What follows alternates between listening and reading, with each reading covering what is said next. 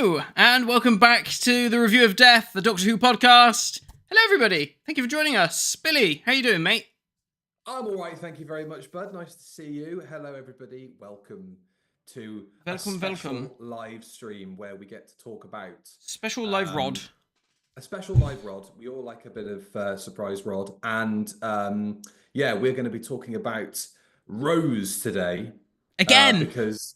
By God, again, yes. So we did like a 10th anniversary one, which I was going to look back on, but then I sort of realised that might be quite a depressing watch. So I did, because I've taken it. Did you? I took it down because I remember it being so cringy and awful, and I went back and watched it, and it was cringy and awful, and I just thought, you know what?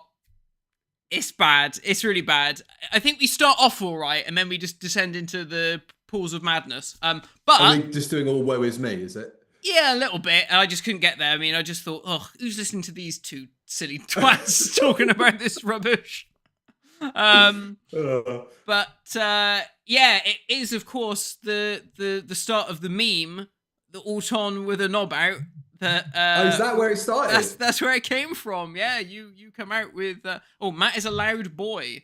I'm a loud boy. Billie is not as loud a boy. Is a loud girl. I turned myself down. Hang on. Sorry, everybody.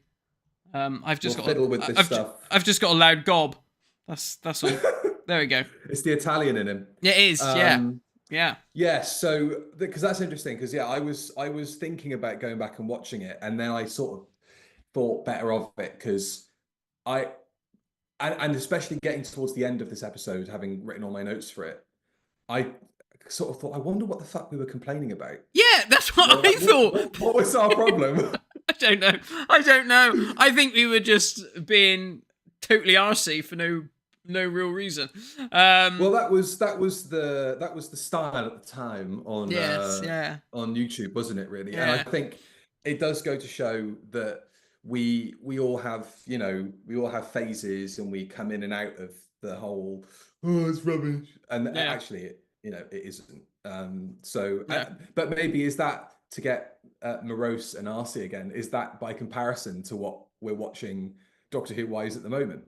Well, I mean, watching it, I was like, this is like chalk and cheese, isn't it? Really, it felt like another world. And I mean, it was another world. It's 20 years ago. Can you believe it? 20 years. Insane. It's quite frightening, isn't it? Oh dear, that's like it's mad. It's crazy. You know, I was just about to turn 13. How old were you going to be? Or were you? I would have been in theory. How old would I have been? 8, 9. I would have been 8. I think it would have turned 9 that year. 9. Wow, crazy, isn't it? Just the right age to kind of, crazy to hit this show. Someone has just mentioned that the cyber leader is gone. Obviously, Billy, you can't see this because you've got a different camera. But the cyber leader, Banksy, has disappeared, and he's been replaced with Sylve the Sea Devil, who is better than the Cyberman, because this bastard actually was in Doctor Who. So unbelievable. Is this the first time that Sylve's been on camera then for us? It is. This is the first time he's been on camera, so there you are, everybody. This is a real Doctor Who monster. Bloody hell. Yeah. And if you want to see Johnny taking a dismembered head out of a box and marveling at it, and then walking around wearing somebody else's skin on his face and posing in the mirror, then you can go on the Review of Death Patreon and watch a special video where Johnny takes a head out of the box. Yeah, it's really good. He looks so pleased and so proud, bless him. I know. Yeah, no, so that's latest edition. I wish I could say it was mine, but it's not. It's Jonathan's. But yeah, there we go. That's a real life Sea Devil. Very hot. I put the costume on. It is not fun to wear. I don't know how they did it, because they had like balaclava things over their heads as well underneath, and I just had studio lights and all sorts. And during COVID. And I just had the rubber thing on, and I was like, "Oh my god, I'm gonna pass out." Nuts. Good fun. They suffer for their art, don't they? They really do. But he looks good. He looks good on the old mannequin. I did that in my lunch hour the other week. It all turned up, and Jonathan was like, "Oh, can you sort it out?" He could be asked. It's not the sort of thing he'd do. Job. Yeah. So I was like, right, okay. So I did. So it was great fun. Great fun. Amazing. Any news Now, before we get into well, nostalgia goodness? what we were gonna maybe do in this episode was preview some of season 15, series 15, season 2. Ugh. But we're gonna save that for a Q&A that's gonna go out on Patreon Yeah. the week before the series starts. So we'll go through episode titles, writers, directors. Probably worth talking a little bit about the promo that's been going on, because there's been some real bright spots in that.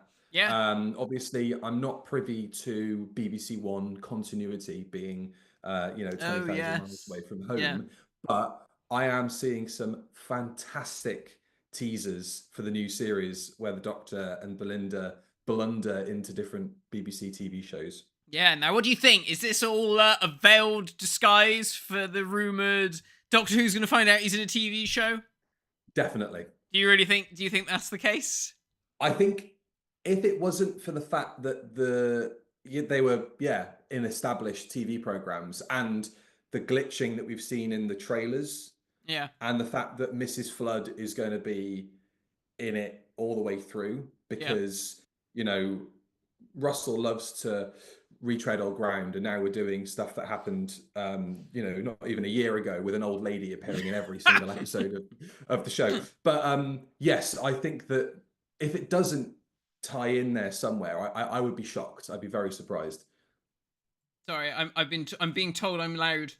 I'm too loud all the time, always too loud. Sorry, everybody.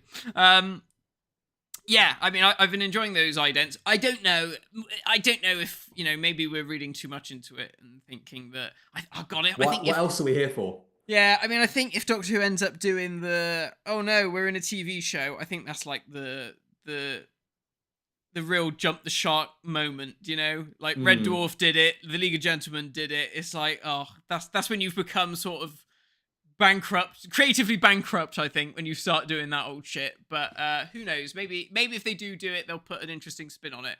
Thank you to Renegade Time Lord. Thank you, Renegade Time Lord. Who says, "Hey guys, Capaldi has an album out today." Indeed, I saw the picture of him basically dressed as Doctor Who on a bus stop. Well, that is how he dresses. Yeah. Maybe we should do a listening party on the Patreon. Oh dear, I'd be like, what's this all rubbish? Speaking of, Matt, in terms of music and so on. Yes. Because I think that's news, really, isn't it? Covered. If we're not going to do the preview today, can't think of anything else that's happened. There's been some leaks. Have you heard this? Have you seen these leaks? I have seen some leaks. Yes. Yeah. Now, what do you think to these leaks? Now, initially, I was like, this is bullshit. But then one of those leaks got printed in Doctor Who magazine, and the other one we know to be true. So yes, it's tricky because like how much do you consider conjecture without saying, by the way, this is actually probably happening? Yeah.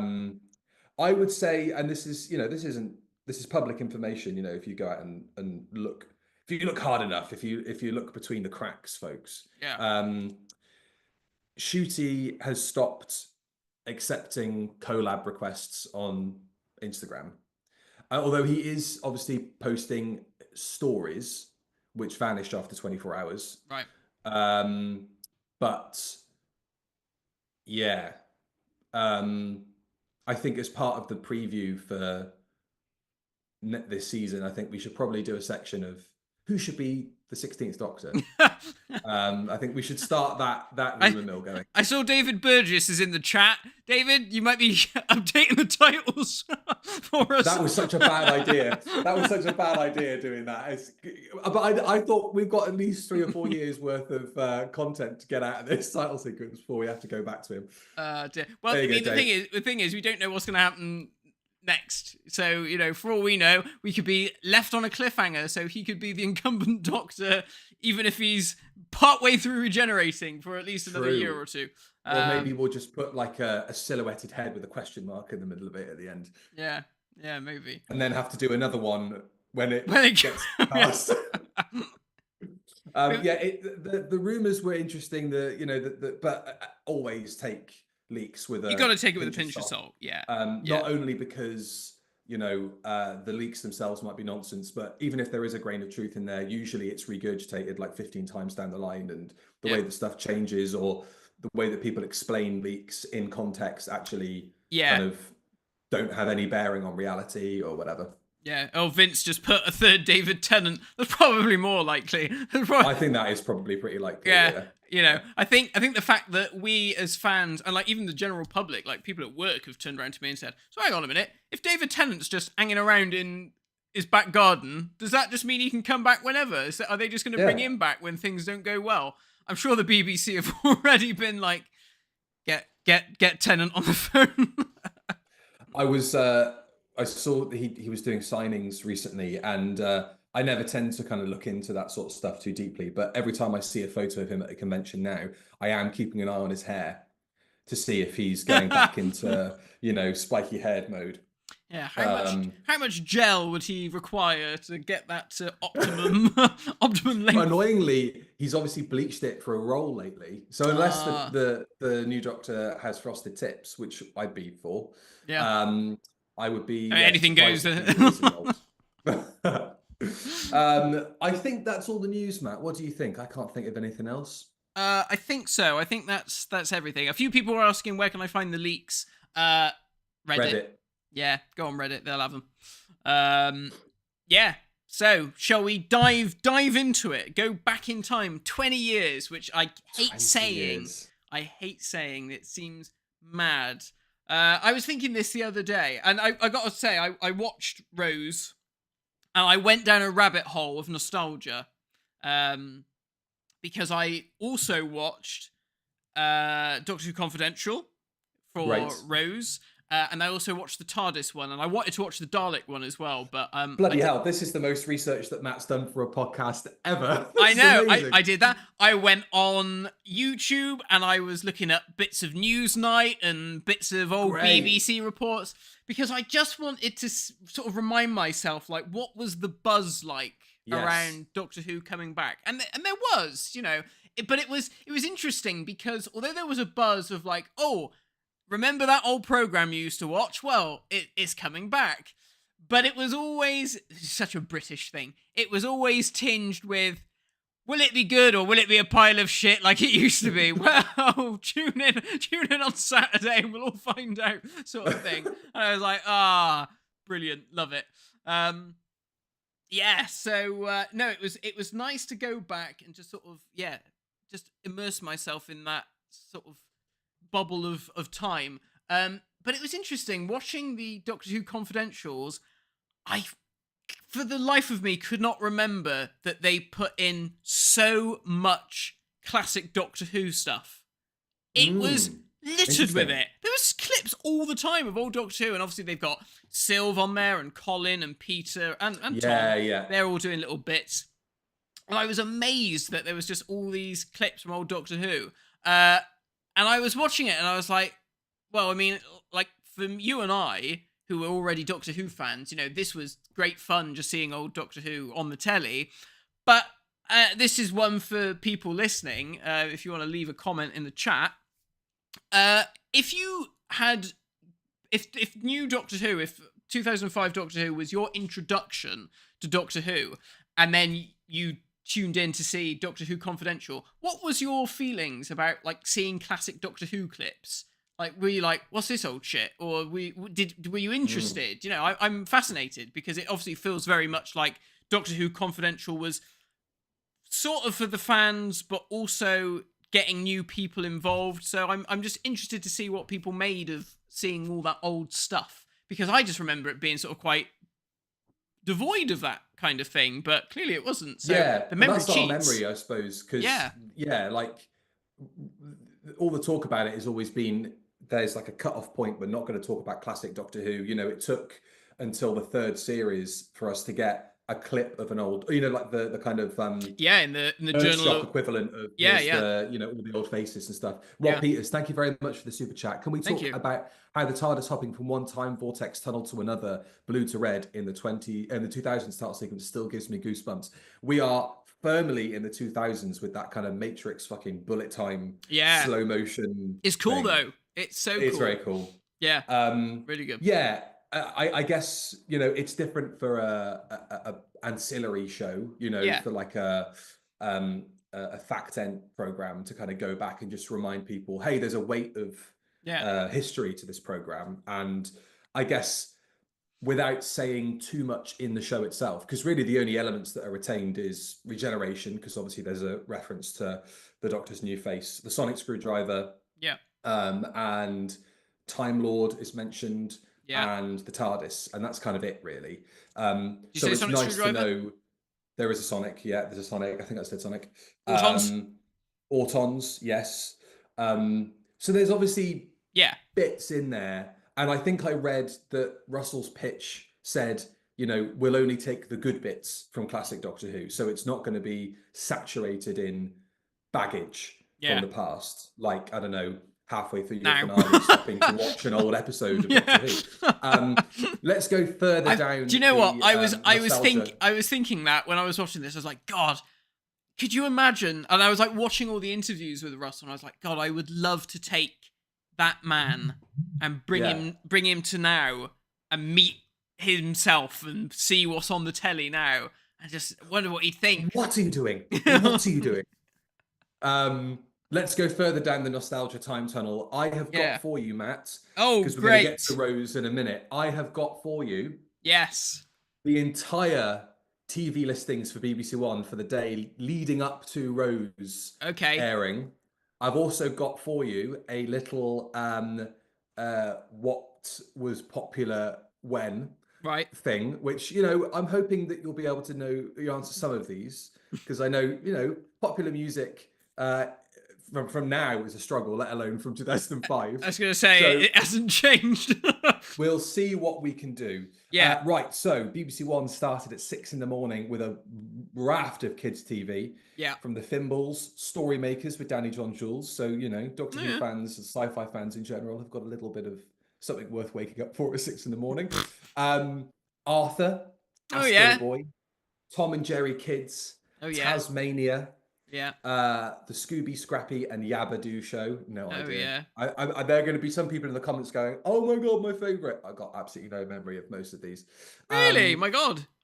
well, Taz and Tasmania, I definitely remember. That's Arthur, you know, Tasmania. Yeah. no. At 10 o'clock, the Saturday show presented by Simon Grant. No idea. Jake Humphries. Remember Jake Humphries? I think he does stuff on TNT Sports now, but he was, if you Googled his face, you'd go, ah, yeah, another I chinless know him. wonder who's found his way into the industry. Right. And Angelica Bell. Angelica Bell.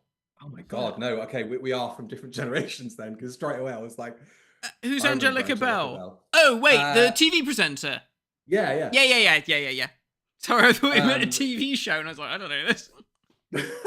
then, so this is all kids' TV basically until midday. Yeah. It's all, you Until know, Doctor Who comes on. until Doctor Who comes on. Reggie Yates and the team in Dance Academy Wow. set to find 6 non-dancers and turn them into the next Usher or Britney. Mm.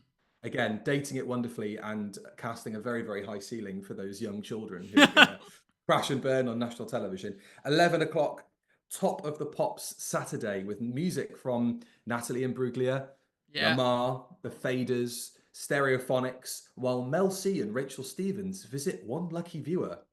And it doesn't turn out to be a 5-year-old who's very excited to see their favourite pop stars. It's like some 65-year-old bloke in a bedsit answering the door in his pants. Midday news, then football focus till 1 o'clock in the afternoon when a US drama starring Dick Van Dyke called Diagnosis Murder pops up. Never heard of it. Oh, brilliant Diagnosis Murder. You remember Yeah. that? Da da da da da da da da da da da da. Yeah, it's great. That was the He theme. really is 78 years old, isn't he? I'm old. 2:30 match of the day live, then BBC News at 5:10. Then at 5:25, Doctor Who: A New Dimension. Did you watch that? I did indeed, with a certain David Tennant doing the narration. What was it? Was it sort of going, this is where we have been, this is where we're going? Did it have like interviews with Chris and Russell and all that? Yeah. It was, it went through every decade of Doctor Who. Cool. Yeah, it was good. It was good. I think so. Or that was that one, because we've had a donation here from Doctor Who Mania, who says, my first memory of classic Who was with John Corshall in the Story of Doctor Who documentary from 2003. That was slightly different. That was the one where he pretends to be Tom Baker and he turns up in the garage in the TARDIS. And if you want to hear us talking about that, you can go on the Patreon and watch our 40th anniversary retrospective. Have we done that? Did we didn't do a commentary, but we did briefly discuss it, because that was when I first found out Doctor Who was coming back, because Colin at the end says, of course we now know that it's coming back, and and that was like do we? Okay. Wow. Shit. What else have we got here? Strictly Dance Fever at 5:55. Well, you can tell by the way he walks, it's a brand new world for presenter Graham Norton. That sounds vaguely homophobic. Who launches this latest dance delight in the wake of the hugely successful Strictly Come Dancing. But don't worry, folks, it's not the last you're going to hear from Graham Norton tonight. Then at 9 o'clock, 7 o'clock. Sorry, I'm looking at the 24-hour clock. I work in television. We work off 24-hour clocks. That's really bad. At 7 o'clock, Doctor Who, Rose. This was the billing for Rose in the Radio Times. Okay. Rose Tyler meets a mysterious stranger called the Doctor and realizes Earth is in danger. Great. Simple, to the point. Unfortunately, a slight come down here at 7:45. The National Lottery Jet Set, presented by Eamon Holmes. That was Terry Logan. Sorry. At 8:20, Casualty, with a very, very simple log line here. On the farm, Selena faces a personal challenge. Was it Casualty, not Emmerdale Farm?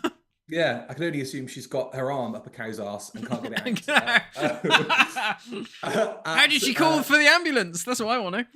Good, but maybe she had a mobile. Maybe she could feel the buttons on the inside or something. I don't know. At 9:10, Strictly Dance Fever, the results, which is what I assume we can hear bleeding into, on a tape delay, into Rose. Yeah. Which we'll get to. At 9:40, BBC News, just catching you up with headlines. Graham Norton interrupts Doctor Who. Doctor Who fans lynch him in the street. At 10:05, Mr. Harvey lights a candle. Don't know. Weird. Timothy Spall stars in this moving drama as the teacher taking a class of unruly teenagers on a school trip from hell. But for Mr. Harvey, the day has a deeper significance than anyone realizes. His wife's probably dead, I'm guessing. And he's sounds like it. About it. Yeah. And then the day on BBC One rounded out at 11:30 with Sliding Doors, the romantic fantasy comedy starring Gwyneth Paltrow. Interesting. Never heard of it. Never heard of it. Thank you very much, DWEP Models, for your super chat. 2005 was the start for me. Matt's Figure Adventures was a big part of that. I couldn't always afford classics on VHS, so they were like an extra episode. There we are. See? There we are. BBC, okay. I keep saying they owe me money. They owe me money. I've made them show you shit tons of money for the amount of bloody Time War box sets they've had coming out. You've kept that industry running. You've been flogging that horse for them. Right. Okay. Matt, here's your opportunity now to prove that you understand popular culture. So can you please tell me what was the UK #1? It was, I can give you give me a clue. Yeah, because I mean, I'll give you a hint. It's like shooting in the darkness. Okay, the first hint is that it was, this is not a hint for you. It topped the chart for 6 weeks. And immediately preceding this weekend, I believe, it was Red Nose Day 2005. Oh, it wasn't one of these Peter Kay ones, was it? It wasn't, fucking, not 500 Miles, the other one. Isn't 500 Miles with Matt Lucas and David Walliams, is it? Oh yeah, that's right. This was. Oh no! Don't tell me. This Oh is going to be God! so painful. He's going red. It's on the tip of my tongue. Oh, it's what's his name? Tony Thing. Amarillo. Is this the way to Amarillo? Well done. Oh, thank you. Oh. Great work, Matthew. Here's one that's a bit more in your wheelhouse. God, he's had a fucking aneurysm. Here's one that's a bit more in your wheelhouse. Gaming in 2005, Matt. Right. Can you think of any big games that may have come out in 2005? One of them is a big franchise that you're a fan of. 2005. Well, that was be Star Wars, a Star Wars game, maybe. Star Wars Battlefront 2. Yeah, that's what I was going to say. So Battlefront 2. No, I was going to say Battlefront, not necessarily 2, but I was going to say Battlefront. Oh God. There's another game. Did you say? There's one here that sort of strikes me as a favorite of yours. I was playing Tomb Raider, Resident Evil. Resident Evil 4, was it? Wow, yes, of course. Yeah. The Xbox 360 was released, which was, you know, a big deal. Yeah. Everybody at my school had an Xbox 360. I was always Sony Master Race. So Sega Dreamcast. Probably at that time, yeah. We never bought consoles on release. I was probably still playing an N64. Shadow of the Colossus, Gran Turismo 4, the first Guitar Hero also came out in 2005. Gosh. Mario Kart DS. Oh, yes. So I think this was the year that the DS came out. Yeah. And of course, Matt, most importantly, From Russia with Love. Oh, yes. That's a good game. That was a great game. Sean Connery did the voice, didn't he? Sean Connery is sounding like he's melting into his microphone. Yeah, he doesn't sound like himself. It's so weird.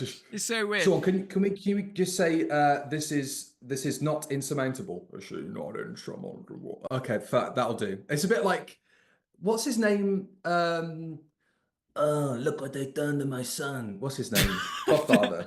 Yeah, Marlon Brando. Marlon Brando did lines for the Godfather game, and they like kept one bit in, but they disguised the fact that he's like literally recording it on his deathbed by putting Vito in his deathbed, and you can only hear the conversation through the door.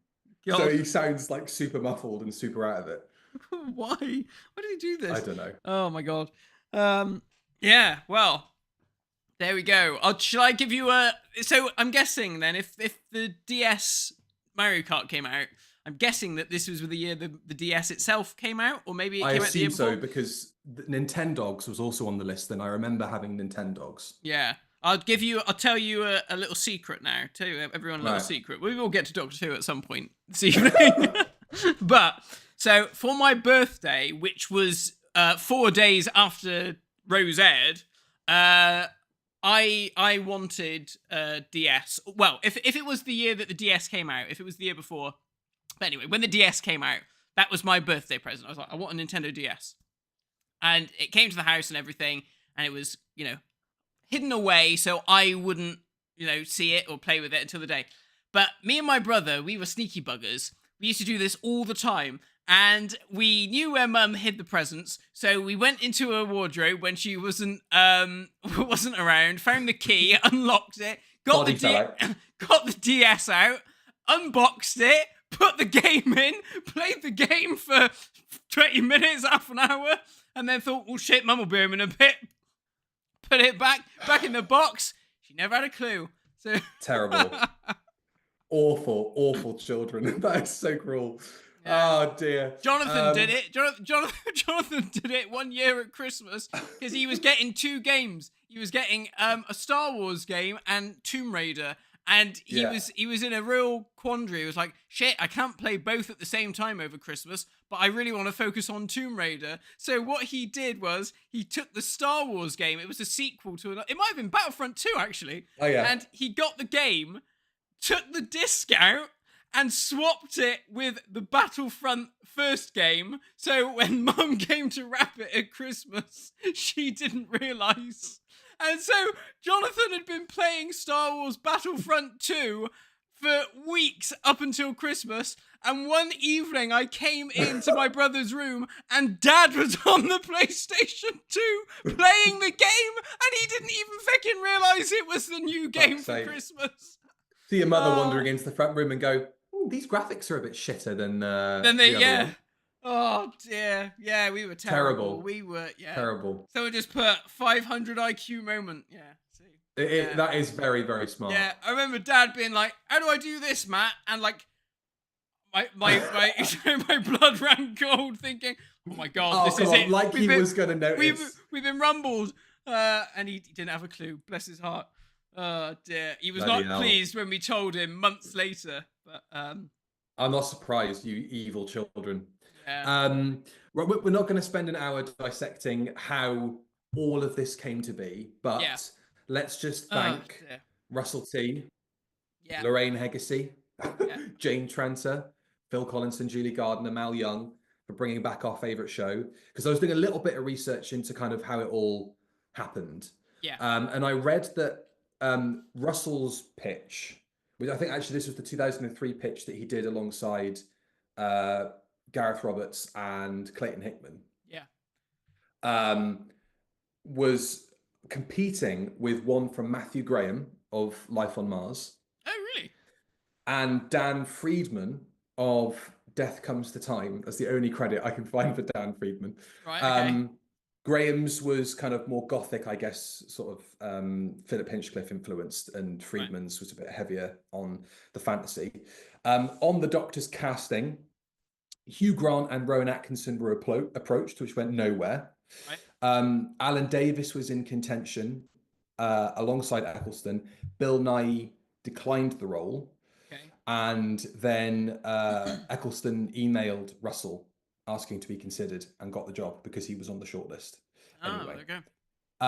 Georgia Moffat auditioned to play Billie Piper, play Rose Tyler. But yes, eventually it went to Billie because we want to Piper, which was probably the first totally normal reaction that Doctor Who fans had to news breaking in the new series, because that really was, I remember that being like but she's a pop star, she can't be in Doctor Who.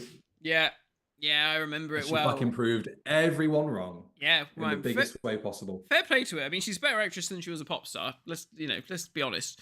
True. Yeah, I mean, she was amazing. She was absolutely superb. But yeah, I mean, I remember, it was a funny old time, because often you would hear things like that and you'd think, oh no, what are they doing? And then obviously you'd see pictures of them filming and Chris Eccleston was in a leather jacket and you'd think, oh god, he doesn't look like Doctor Who, and the TARDIS was, looks wrong. TARDIS looks all wrong and fat and weird. So there were always things where you were like, oh my god, what's going to happen? Is this going to be any good? And, are they going to mess around with it too much? And, what's the theme tune going to be like? And just all these sort of things. But obviously we had nothing to worry about because it all worked out absolutely fine. It did. Yeah, although the TARDIS did still look too fat, but... It does look very odd. Particularly in this series, because it's like grey rather than blue. It's it's like a bluey grey. Yeah. 10.81 million viewers, which is a series debut that would not be beaten until The Woman Who Fell to Earth, and I think it's in the top 3 still debuts for a new Doctor. I think Robot is still up there in terms of viewing. Yes, Kettlewell. There's the first story produced by BBC Wales, obviously. First story shot in 16:9. First single shot in Cardiff episode. First episode shot in rainy Cardiff. The first 45-minute episode since Revelation of the Daleks. It is a Doctor Who debut for nearly all the cast and crew except visual effects supervisor Mike Tucker, who had worked on the show since 1985. First appearance of the Autons and the Nestine Consciousness since 1971, which is kind of bonkers considering how great they are as a villain, that it's the first time they've come back. It's funny, isn't it? They're so iconic, but they've just used so fleetingly. Obviously, they almost came back twice, didn't they? 5 Doctors and also Yellow Fever and How to Cure It. Yes. Am I allowed to say that? I'm not going to get cancelled, am I? Yeah, so I mean, yeah, but it made sense, didn't it? Really, to bring those monsters back because obviously Mm, it's all the things that make Doctor Who work so well. It's making the mundane things of life scary, and yeah. how better that everyone walks past shop window dummies, they start coming alive and killing people. Brilliant. It's great.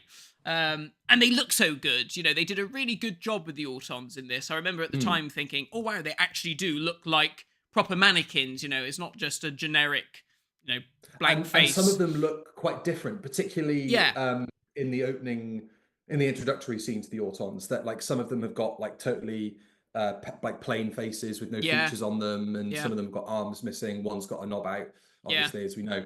But And there's the little kid I ones as well. the Those are little kid cool. ones, which are Yeah. great. I do think that they're not as creepy No, as the the because boiler suits. they're yeah, like the boiler suit ones and the shop window ones from Spearhead have got that sort of like waxy Yeah, complexion and like dead eyes, like yeah, whereas these ones do look just like generic shop window mannequins, which I suppose works, but yeah. it's not quite as scary in my opinion. Um, Edgar Wright was asked by Russell T Davies to direct this episode, but he was working on Shaun of the Dead. Oh. Bit of a God, sliding doors. what a silly thing to do. I bet that destroyed his career not doing that. I bet. Where is he now? Yeah. Given the issues that arise from this production with the director that they chose, Keith Boak. um, you wonder, yeah, like what may have happened there if Edgar Wright had been brought on instead, and I'm sure. maybe I'm sure that sofa didn't come firing out of a cannon. definitely not. We'll get there.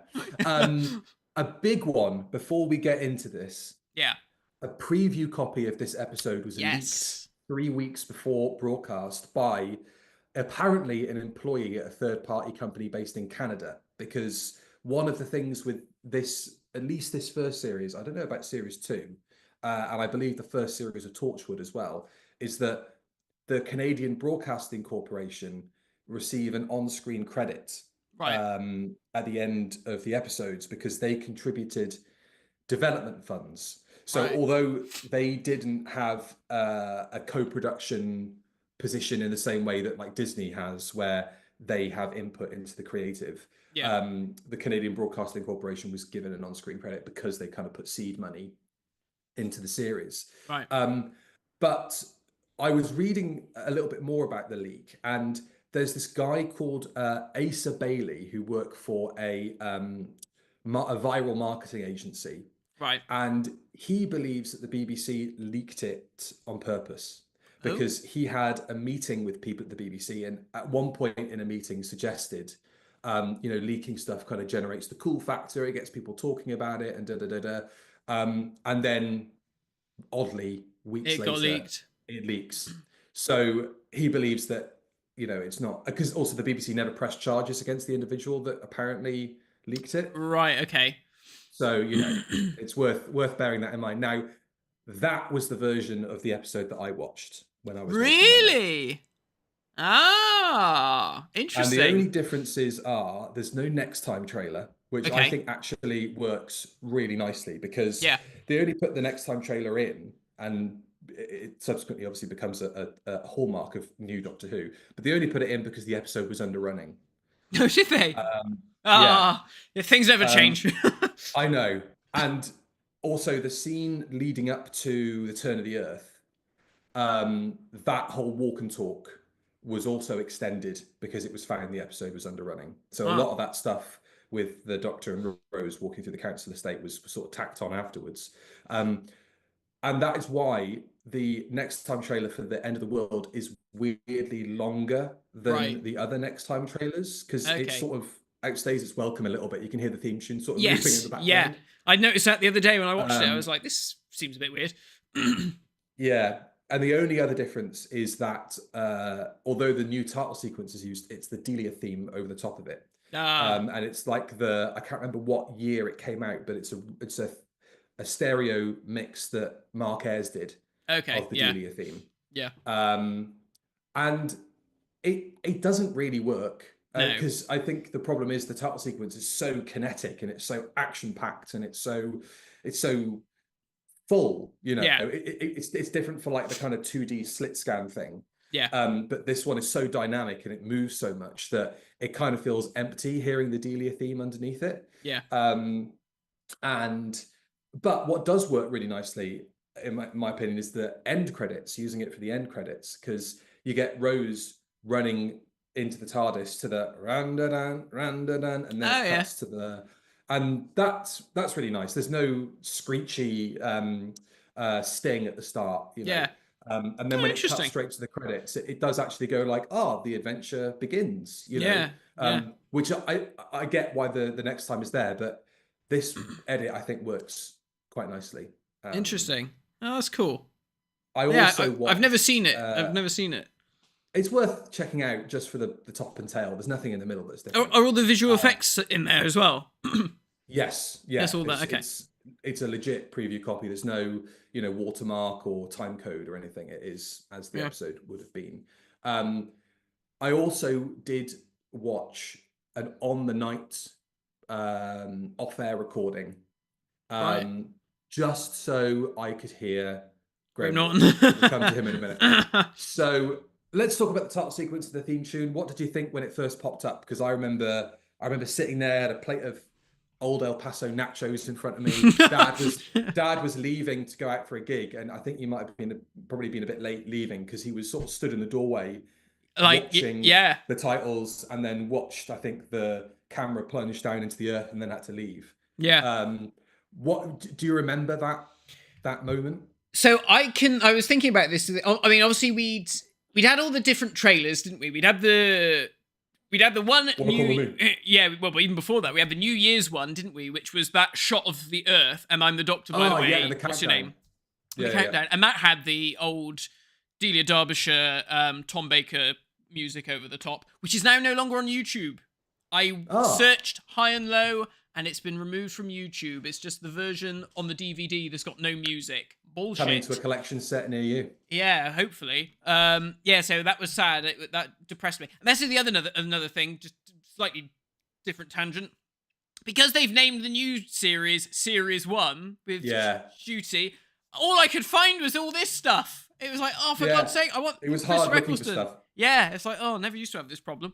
But yeah, so I mean, there was also the different theme in the Do You Want to Come With Me trailers, wasn't there? Yes, which is great. I love that. It's cool, theme. isn't it? It's like quite heavy, like grungy. Yeah, cool. But I remember first hearing this version of the theme. It was on the radio. Yes. And I think it was Chris Moyle's show. They played it. I think they played it twice. And I remember sitting in the lounge with Jonathan listening to it and being like, oh, wow, this sounds great. It's like a really cool update of the theme. And then when we finally came to watch it on the night, just being like, wow, this is great. This is really, really cool. So titles and music just had a huge thumbs up from us because it's great. And I still don't think it can be beaten in terms of the themes we've had since. As much as I like the current one that we've got, the current one's good, but I think that one is just like, ooh, chef's kiss, perfect. Particularly watching episodes from Series 1, I don't know if the mix is different, but there is something about the bass line in these early episodes that hits differently. It does sort of hit your solar plexus a little bit more. I would still put that one version they use for the snowmen up there as like a great version of the theme, and I love the Whittaker version. I think the Whittaker version. Oh, of course, yes, the Whittaker. Oh yeah, the Whittaker version is great, isn't it? Oh yeah, that is true. Oh yeah.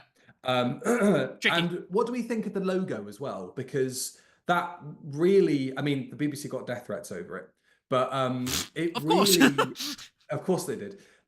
Watching it on screen, it's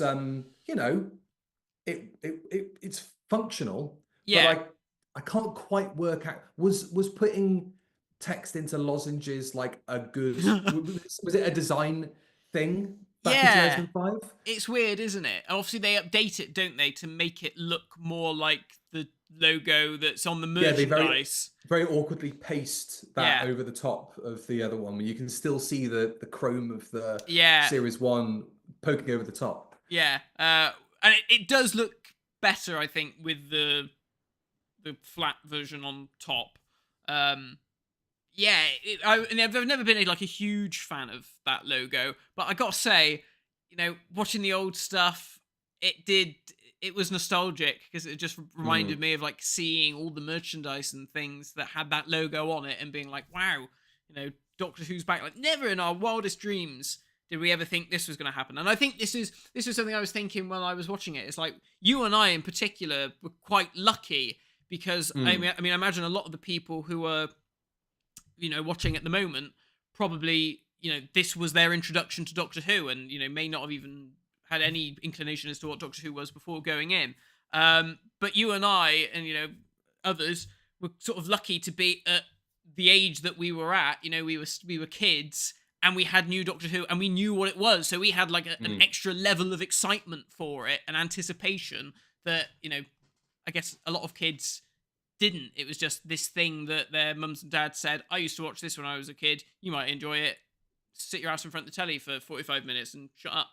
It was great. Like most of the stories we got when I asked people on socials, like, how did you get into it or what are your memories from the night kind of watching it? And 90% of them are, my granddad called me downstairs or my mum called me from the other room and said, you'll like this. And then they did, and they were glued to it ever since, And it was the worst thing my mother ever said to me. It was the worst decision for the bank accounts of everybody in that house and for any sort of social life that I plan to have at the age of 12. So Rose Tyler awakens in her council flat and rushes out to work at the Henricks department store. We see Jackie. So she kisses her mum as she leaves. As soon as Rose is out of earshot, she picks up the phone and starts dialing. It's a bit early for a booty call, isn't it? Fucking hell. I think Jackie, I think Jackie's got like a sex line going on. We'll get there, because I genuinely think there is no other explanation for some of the stuff that happens later on. That piece of music, Westminster Bridge on the Series 1 and 2 soundtrack, is a very thinly veiled rip-off of a tune by Pixies called Cecilia Ann, if you want to find it online. It's identical. Really? Okay. Yeah, so give it a listen. Cecilia Ann by Pixies. We learn so much from Rose from the first 2 minutes. I actually paused it at the point where we see her with an alleged sex offender and we see her like going to work and putting out clothes and stuff like that. At that, I paused it bang on the 2-minute mark, and we've learned she's a working class girl living in a council estate with her benefit scrounging mum. Her boyfriend is in court again on Monday. Bang. Like, plenty of reasons why. I put that in my notes, but later on he says, "Don't look at my emails." I was like, "Yeah, the police are back onto it." Not fucking surprised. But like, bang. It's the police. It's the police and Sophia Miles is like, you haven't done anything wrong. I stand with you. Silly cow. Right. But plenty of reasons why she'd want to journey off with a complete stranger, sort of like, and Billie's obviously pulling the face of most, because having worked in retail, the face that most people who work in retail pull when they're working on the shop floor of like, shoot me now, end me now, Yeah. Something I never noticed in the scene where the tannoy lady comes over the intercom and announces that the store's about to close is a close-up of Rose looking fed up. And you can hear a clock ticking in the background, which I'd never noticed before. So I wonder if that's a kind of, he's coming sort of thing. I don't know.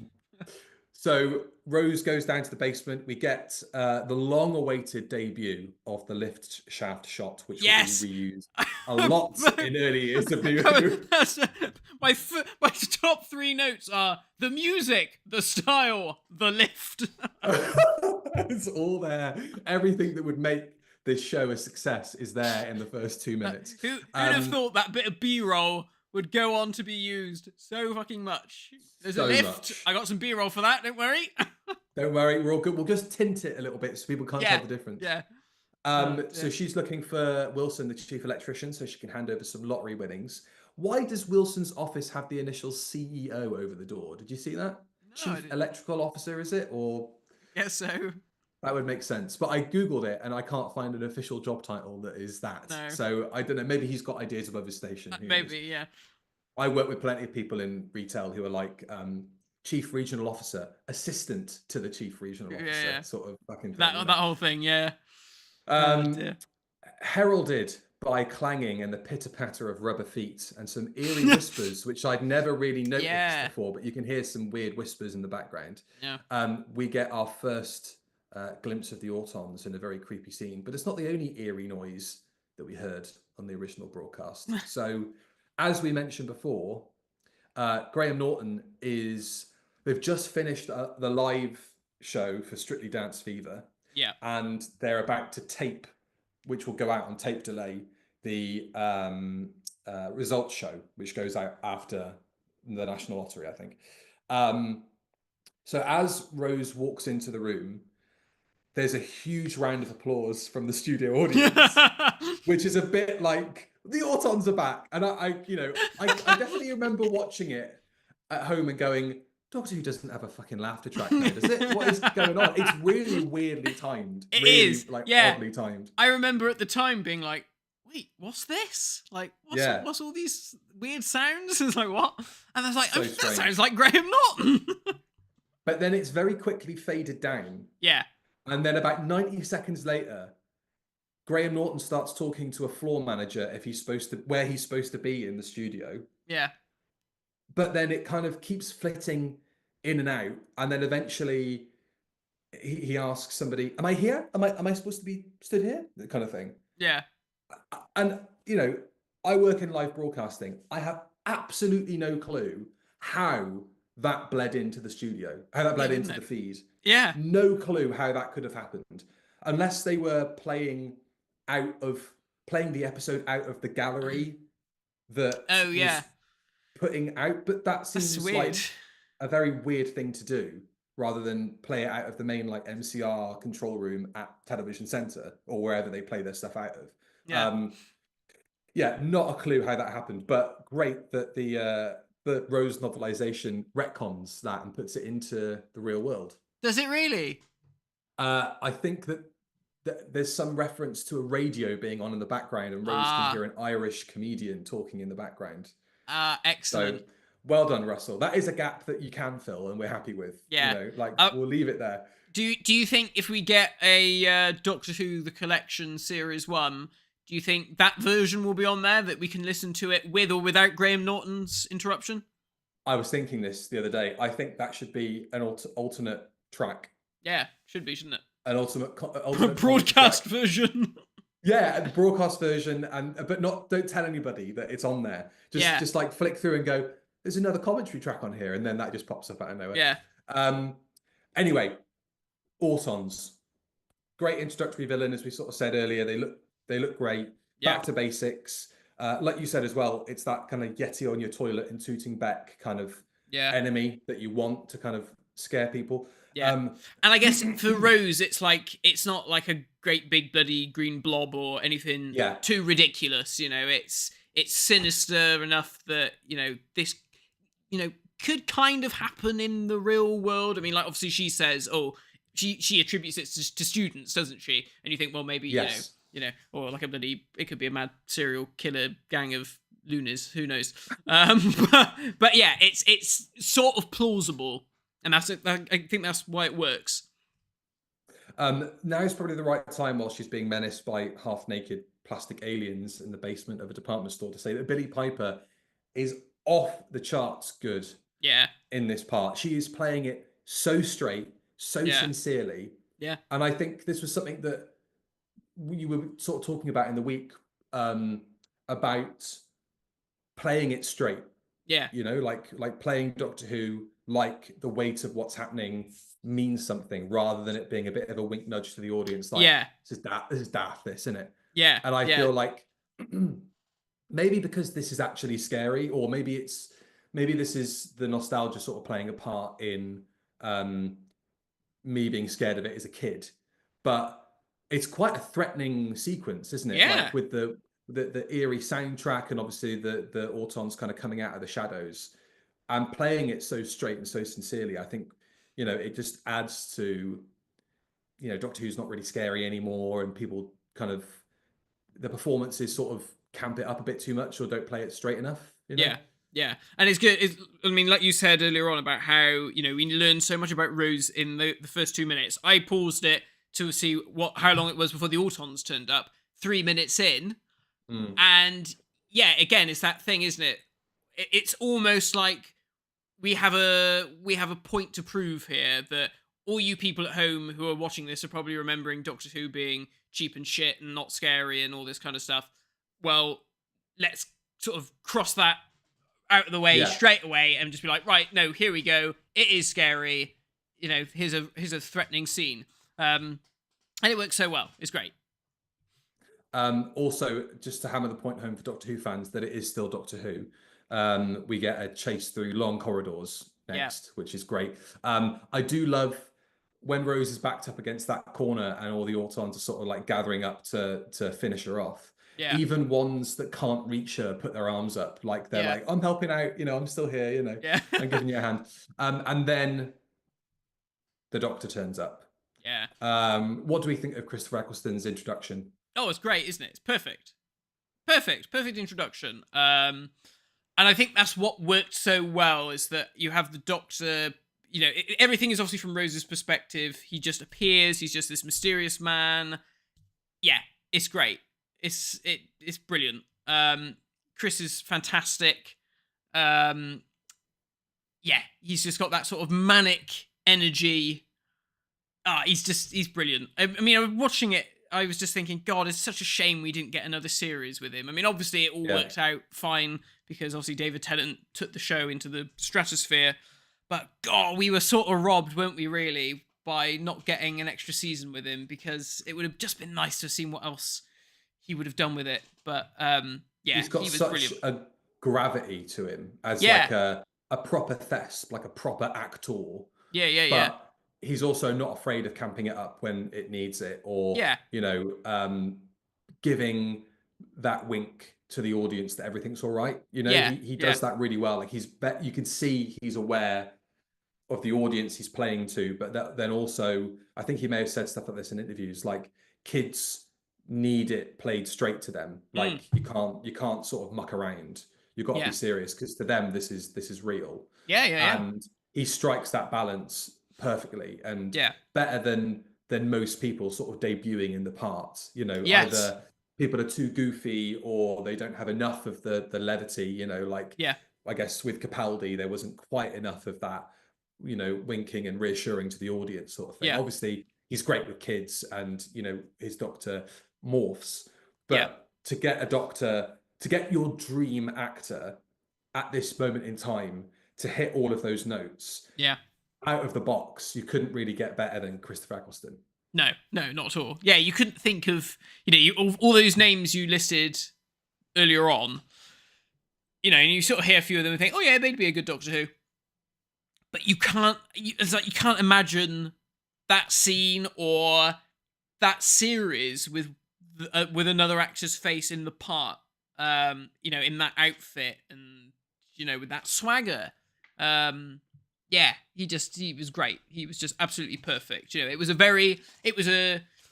funny, isn't it? Because we sort of always say, well, as a fresh new take on the Doctor, which it was, but obviously it's still familiar enough that, it's still very much the Doctor that we know. And I was watching the Confidential, Russell sort of said, when he's angry, he's got that sort of seriousness of like authority, like Pertwee had, but in the funnier moments, he's a bit more balmy and a bit more Tom Baker-like. So there are sort of elements of the others in there. Probably not through, Chris's, actual, not by choice, but it's just interesting to see that, there is sort of elements of them all in there in that performance. But brilliant bit of casting. The Doctor blows up the department store, and as Rose runs away, we get our first look at the TARDIS and the little Doctor Who theme motif that plays there, which is great. Cost them a lot of money. Cost them a shit ton of money. They never did it They again. never did it again. What a shame. There are some omissions here. Specifically, Rose was supposed to run into Mickey as she left the department store. So then we don't. Mickey, what have you been up to? Don't ask. Why are you sweating? And Please as we don't mentioned before, a giant flaming sofa was going to launch out of the department store. Now I do wonder, besides the fact that it was then, was it? That was when it was going to happen. Oh, right. I think so. Besides the fact it could have killed a bunch of extras, do we think that could have been a hiding behind the sofa reference? Maybe Oh, maybe.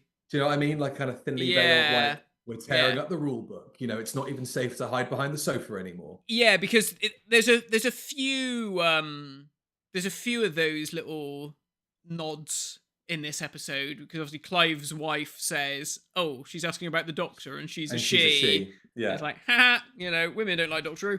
And then I think later on, isn't there, in the restaurant, the man screams rather than his wife. Yes, which is again, it's like, it's just subverting the stereotype. I mean, if you were sat in a restaurant and somebody had their head pulled off in front of you, man, woman, or child, you'd shit yourself. You probably would. I like trying to imagine that scene with like any extra bits going on, like you said, sofas flying out of shop windows. Seems weird. It's paced so nicely with that final shot of the TARDIS and that woo woo woo woo, or whatever it is, it's great. But yeah, who knows? Maybe one day we'll learn the truth of what happened on that fateful evening with that fiery sofa. It was something to do with the fact that they dumped like gasoline on it. Yeah. And it was dripping onto crew or extras. And then they were just going to light it. And obviously, if it's pooled underneath the crane that was holding it up, it was going to immolate half of Cardiff, half of the supporting artists guild of Cardiff, which would have been horrendous. So then, after a day of servicing clients, Jackie confronts her shell-shocked daughter with a cup of tea, because that works. And she's on the phone, badgering back and forth, going, she should sue for compensation, which is just so great. Then Mickey's a prick. Mickey comes in. Mickey's a dickhead. He comes in and firstly berates Rose for not getting in touch with him. Yeah. And then goes, "Well, I'm off to watch the game down the pub. See you later." Yeah. And it's like, we might catch the last 5 minutes. Why bother going down the pub at all then? Yeah. You just go down there to get smashed. It's ridiculous. Yeah. And then he chucks the Auton hand in the bin. But in that scene, we do get a good first look at something that becomes very important to Russell's Who, which is the news report as a kind of, shit's going on and this is the way it's affecting the rest of the world.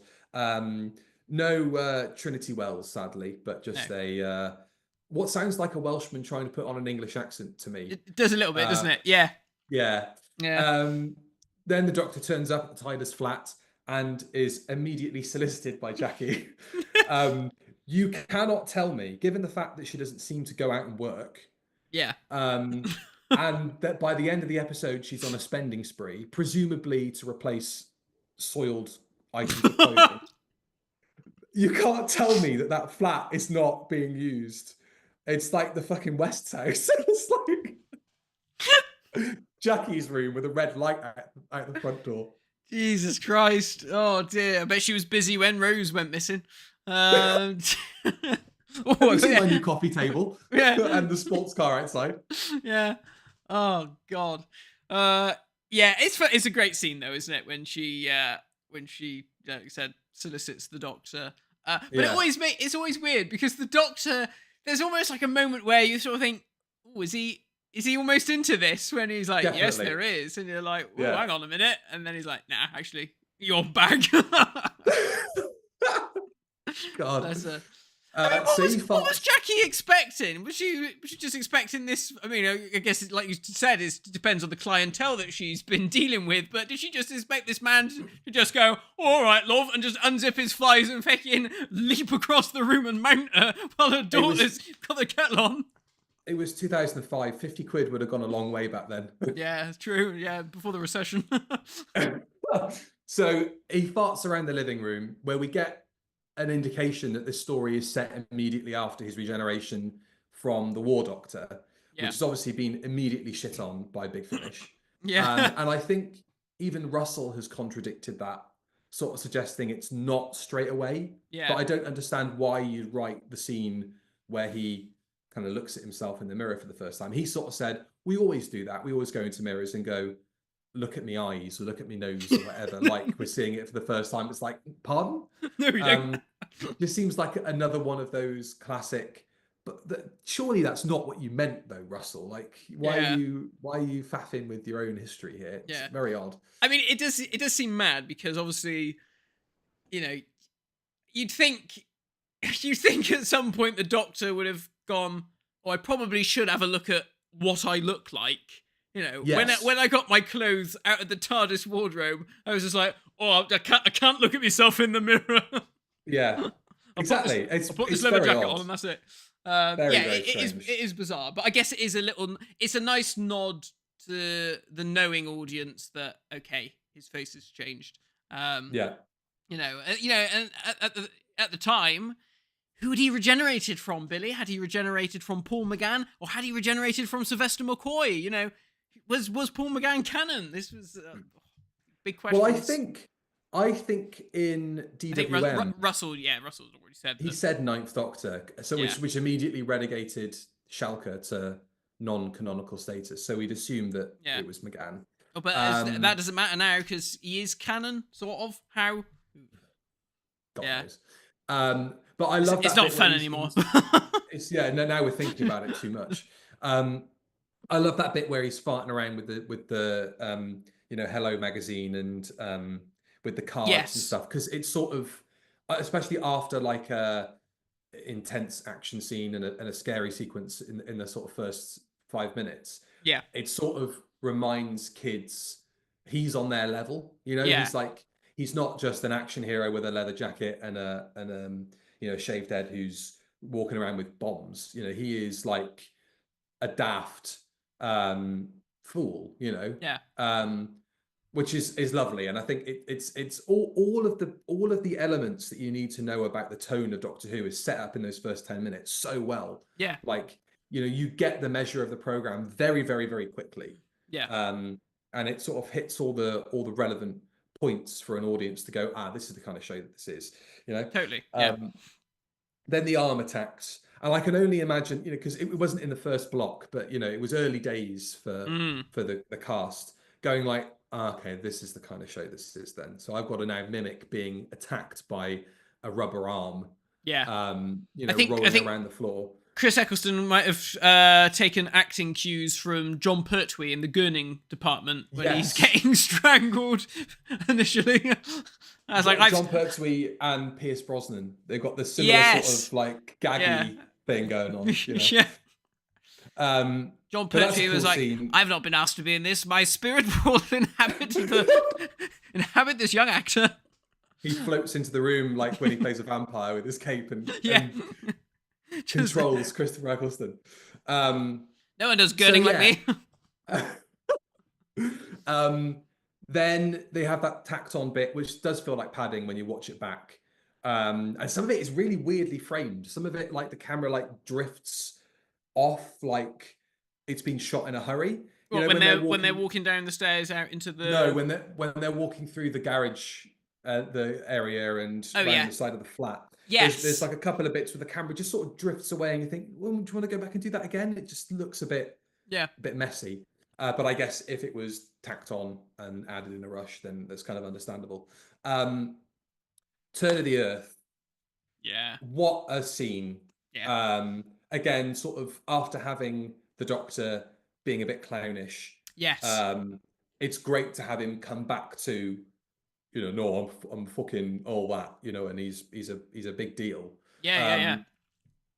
You know, I don't want to spend the whole time comparing and contrasting to modern and classic Who, but it does feel like it's imbalanced with like Shooty, that we for every you know, can't get you out of my head lip sync, he then obviously later in Rogue has that, I'm going to make them suffer just long enough for them to suffer or whatever, when he's talking Yeah. about the children.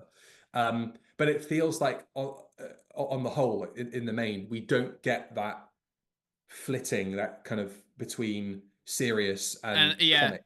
Yeah. It just seems to be a bit too light, Yeah, well, I mean, it's exactly as you said. You get to see the measure of the Doctor's character within the first 10 minutes. Like I said, he's been fairly bouncy and quite fun up until this point, and like I said, this is the bit that underlines the fact that actually, there is a serious edge to him, and obviously that gets reiterated a lot as the series continues. But yeah, it feels like every Doctor sort of needs that moment in their first story, because I feel like a lot of actors who play the Doctor in recent years can do the silly daffy shit, but when it comes down to doing the more serious side of things, maybe that's where they're not so hot. And I think, obviously Tennant, he gets that moment, doesn't he, in the Christmas Invasion, when he has the no second chances, I'm that sort of a man, and don't you think she looks tired? You see, okay, yeah, this is still the same guy, he's not to be messed about with. And Matt Smith has it as well, when he says to the Atraxi, here's all of my adventures on DVD, whittle through them in the next few seconds, and then tell me what you think. You go, there's some missing, isn't there? It's like, yeah, don't ask about that. Select audio navigation. What? I'm only eyes. I got no ears. Put the subtitles on. It's fine. Oh no, it's the info track. I don't want to know about where camera A is supposed to be right now. The camera. Somebody did an edit of this a couple of weeks ago. The camera was originally scripted to kind of Dutch tilt, slightly. Dutch angle. And watching that edit, it does work. It is very 2000s though, isn't it? It is very of the time, and I think it doesn't work as well digitally, because you'd imagine that there'd be a bit more pulling focus if it was done in camera and all that kind of stuff, where Rose suddenly becomes isolated from the background behind her, and you get that sense of like those two, the only thing in the world that matters, kind of thing. But you still get that from Chris's performance, because there's such brevity, like total conviction in the part. What an actor. What a Doctor. And you can really read it in him, that he's thought about how to pitch this character in his tone of voice, everything. It is a remarkable bit of acting, that, and such a good scene. Love it. I mean, that was like the clip, wasn't it, that was doing the rounds a lot before the episode aired. That, and I think the I'm the Doctor, by the way, what's your name? And it did, it really showed the sort of two sides of his character. But yeah, fantastic, absolutely brilliant. And then that walk to the TARDIS, and then his theme. It's just goosebumps, isn't it? It's brilliant. It really is. And I love hearing the TARDIS taking off in the background, but not seeing it. Yeah, and again, this is one of the all that stuff. Yeah, it's brilliant. And again, it's one of those things where you're like, oh, is the TARDIS gonna take off in the same way? Is it gonna sound the same? And I mean, going back to that New Year's teaser trailer that they released, just seeing the TARDIS and hearing it disappear with the same noise was like, phew, all right, okay, that's one thing that we don't need to worry about. But it's great, isn't it? And I think, like, watching that as a fan and just sort of knowing or hearing the noise, and you're like, oh yeah, you know what that means, and like to a new audience who are like, oh, what's that? What's the mystery? And it's like, yeah, there's some sort of like dramatic irony there, isn't there? If you're a Doctor Who fan watching this, because you're like, oh, I'm in the know, because I'm a sad git. But that is why I think the idea of following the Doctor entering the picture at the same time as he enters Rose's life, it works so well. Because if you would have started the series with some guy hunched over a spaceship, control, and they pull their head up and it's a guy in a dandy suit or whatever, and you start the show from there, it would have immediately alienated people. But to have Rose experience all of these profound moments in the sort of canon of the show, like the TARDIS taking off, the sonic screwdriver, the Doctor, all the stuff that eventually comes with regeneration and so on as well. Rose experiences it like this new audience does for the first time, and that's such a great idea. Yeah. And just sort of seeing the TARDIS in like a mundane place. It's yes, one of those things. They don't call attention to it. No. Like, if you don't know what that phone box is supposed to represent, it kind of melds into the background a little bit, and then you're like, well, why is he going inside it as well? Like, this is really odd. Yeah, it's great, and it sort of takes me back to being a kid and sort of wandering around in like parks and stuff and being like, oh, could you just imagine if the TARDIS was parked there and all that sort of stuff? And obviously they do it in More Than 30 Years in the TARDIS, don't they? And it's funny how like we all related to that little boy in that doc. So it's great. It's lovely to see it, and like I said, they build up the anticipation of full reveal of the TARDIS. It's so good. And it's different seeing a TARDIS parked outside a nuclear power station or parked in a cozy little cul-de-sac or whatever. Like, even in Survival, when you see the TARDIS in like a weirdly mundane setting in Perivale and that, it's different to the TARDIS being surrounded by graffiti or landing in the middle of a council estate or whatever. It definitely solidifies what the show is about now. And, bringing everybody on board in that way. One thing I do want to mention, because we haven't mentioned it, the sonic screwdriver. So what do we think of the sonic screwdriver as the tool? I like the fact, which we never see again, that they add a little warbly effect. It's really cool, isn't it? Of the beam. It looks really nice. And it looks like it's sonicking the air. Like the sound waves are actually moving, which I think is really cool. It's great. I think I remember Russell saying that they did it that once and they were like, my God, if we did this every time, it would have got so insanely expensive. But I love that it's like, it's just enough to tell the audience, this is what this thing does. And then you're like, oh, okay. And then for the rest of the next 20 years, it just lights up at the end and it buzzes. Yeah. Great. I think the sonic looks great. I mean, it needed to be something that you point rather than something you use as a scientific implement. I think the way they designed it and the way it kind of ties into the design of the TARDIS as well is really nice. And the emitter kind of looks like the lamp and the blue light on the top and all that kind of stuff. It's really cool. It's really, very really clever. Cool. Yeah.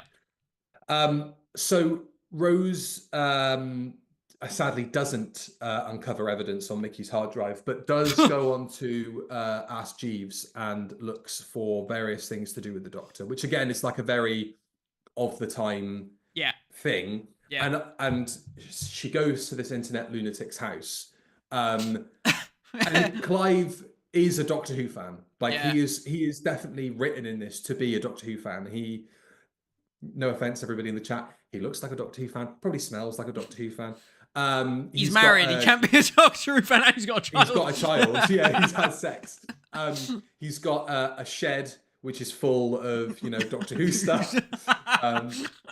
He is, and the shed is blue. It's a blue shed. Yeah, and he gets a bit hot and bothered when Billie Piper turns up at his front door. And then obviously the she's a she. That's obviously a reference to all Doctor Who fans are fat balding gits. And like us. I love exactly. I love the whole conspiratorial element of that because it sort of catches Doctor Who up with shows like the X-Files, and that kind of idea of the government are keeping things from us rather than it being the Doctor is working for an authoritative kind of state or whatever. The idea that there's stuff being kept under wraps and the Doctor is part of a giant conspiracy because conspiracy theories were gaining a lot more traction around that time. And I love the photos that he presents because they are all clearly the Doctor.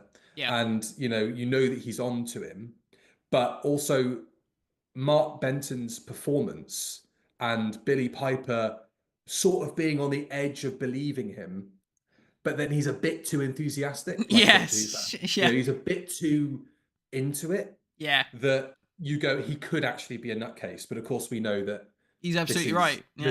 So it beautifully, again, without actually saying anything. And this is what I think is so great about the story, is that it doesn't lay out the lore beat by beat. Here are the things that you need to know about Doctor Who. It just presents the stuff and you fill the gaps in. Yeah. Like, at no point up to this moment is there an indication that he's a time traveler. No. But yeah. without saying it, there it is in front of you. Bang. Yeah. This guy travels through space and time. Yeah. And obviously, you know, the whole, he has a shadow that follows, a constant companion. Yeah. Because when watching that, you know, being 9 years old and not quite understanding that he's saying that to lead to an end line. Yeah. I thought, oh, who's he traveling with? Death. Okay, right, maybe not. Because I'm deaf. Sorry, how do you know these things? We have to get the bottom reference in there.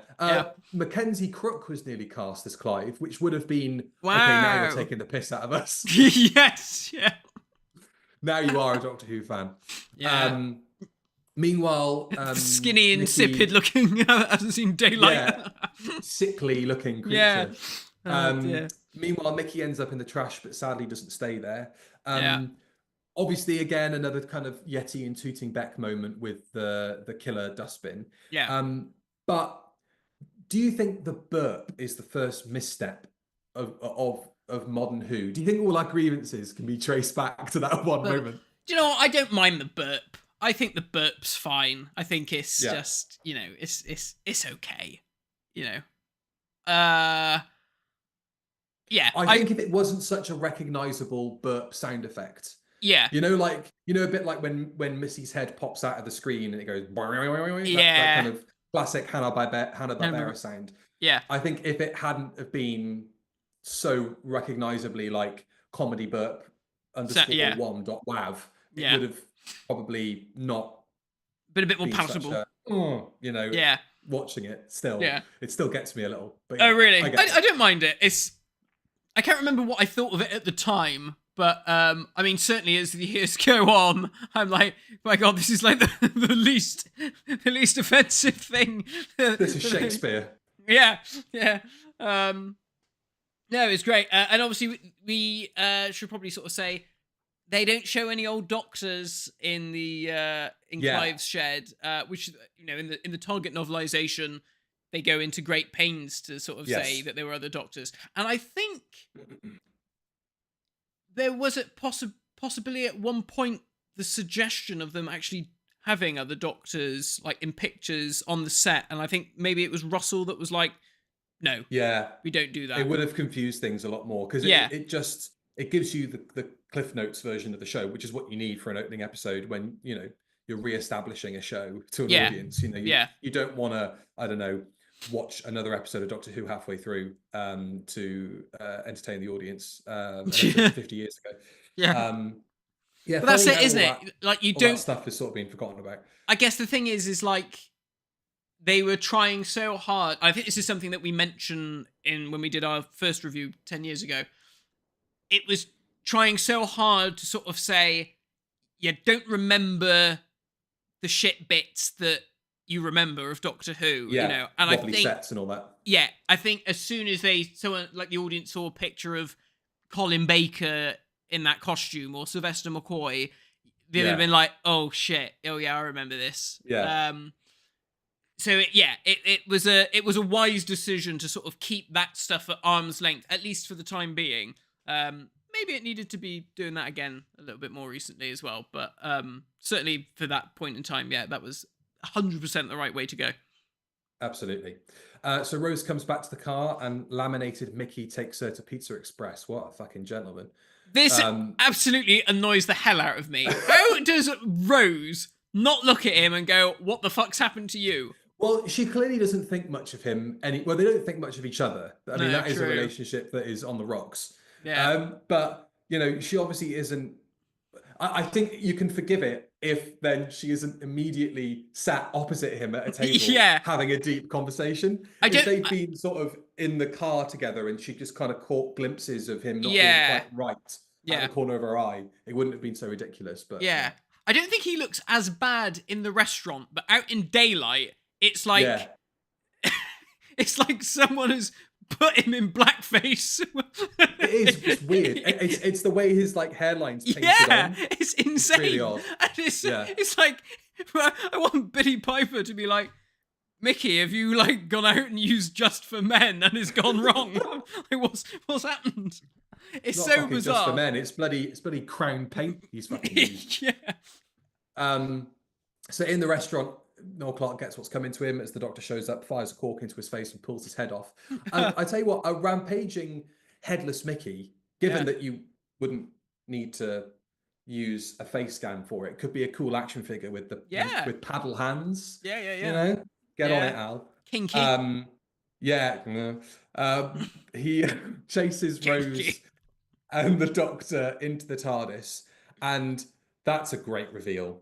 Yeah. That is so good. And considering that they wanted to do the whole, the camera follows her around the box and then pushes in through the doors and into the set, but they couldn't do it. Like, amazing to think it was only, like 7 years later they were able to pull that off. But even, in 2005, it wasn't quite possible with the budget they had to do the whole reveal in one shot. But even still, the way that that's shot, the visual language of it totally tells you exactly what's happened, and it's Rose's close up where she kind of sees the interior for the first time and shits herself and then does the 360. So good. Good. It's so good. It's so purposefully parked, isn't it, the TARDIS, so that it's like not up against anything. It's in in a nice open space, so she can do that, and there's no way that this can be a trick. It's very well thought out. And then we get the Doomsday music, don't we? Oh yes. Yeah. Which I didn't notice until like after the series 2 had gone out, and then going back and watching it, be like, oh shit, this is the same piece of music, but in a slightly different form. Because you don't hear it again until Doomsday, do you? No, I don't think you do. No, I don't think so. Yeah. Maybe thematically, that's the kind of here's the start of what ends up not killing her, obviously, because it doesn't happen. But here's the sort of, she's past the threshold. She can't now go back to having an old life. Yeah. That eventually it's kind of like a bookend sort of thing. Yeah. I think so. That sounds good. I'll go with that. Chris plays a blinder with kind of nonchalantly confirming all of Rose's like queries about him being an alien, and her like culture shock thing is like, that feels very real. That's like a proper you would probably break down in that way. But also then you have that great thing of, oh, he is an alien, he doesn't quite get what all this is about, in terms of being concerned for Mickey. I mean, there's a good reason that he doesn't really care what happens to him, I'm sure. But I've seen the future. It's great that whole bit, because he does then sort of, like when Willy Wonka turns on Charlie at the end, and it is that, oh shit, no, he's a serious guy. You have fun traveling with him, but at the end of the day, there is this sort of, pissed off northerner traveling with you. And you get the first mention of the war here, with the Nestines losing their food stocks, so they have to take over Earth.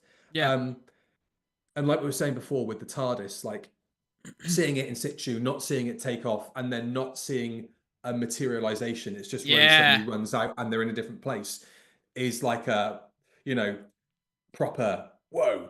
Shit, it's great. It's so clever. What do we think of the TARDIS, the interior? It's definitely grown on me. I wasn't a fan of it at the time. Because I like the kind of what we have now and what we had with the 7B console room, that kind of sleek metallic spaceship thing. And the idea that TARDIS is a grown, I guess that's where this design sort of comes from. But it's definitely grown on me. I'm fond of it. I'm more fond of the make, do, and mend controls than I was. I'm more on board with that whole thing. I think definitely the lighting is never bettered than in these first couple of series.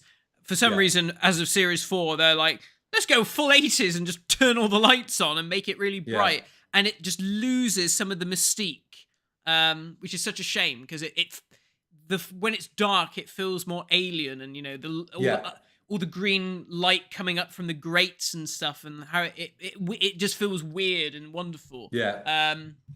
Then I suddenly would have liked maybe just a bit of texture in it, like if there was steam coming up from the grates or something weird like that, you know, just because as soon as the lights come on, it does feel very flat, whereas this has a lot of depth to it. Yeah, it's weird. Yeah, I don't know if that was like because they were moving to HD or what, Could but be. it is so weird. It's like, oh, it now it feels like a studio rather than a bit of actual organic, an organic part of the TARDIS. But yeah, I think and also so funny, like having experienced TARDISes now on screen that are built in a 360 studio setup. Yeah, it's funny watching this one and going, it does, it feels like a classic Doctor Who console. It does. You're missing one whole half of the room. Yeah, it's really weird, isn't it? That it's like it is very much like that, but just we've got a ceiling. Yeah, and the big rotor looks fantastic. It's just it looks great. No, really cool. Lots of planets have a north. That's up next. Apparently. Yeah. Did we get that again? Does that get mentioned again later on in the new series? Not sure. Not sure if it does. Have we not had like a gag about that since? Lots of planets have a Glasgow. Certainly do. And I've sort of said here as well, the Doctor's disregard for Mickey. Obviously she gets quite pissy with him. It's that Tom Baker, John Pertwee-ness of the Doctor, where that's what makes him alien. He's not like us. He's not, sincere about these things and, worrying about people. It's like, well, that is not part of the bigger picture. The big picture is that the whole planet's going to be wiped out. I'm not going to shed a tear for your sex offender boyfriend.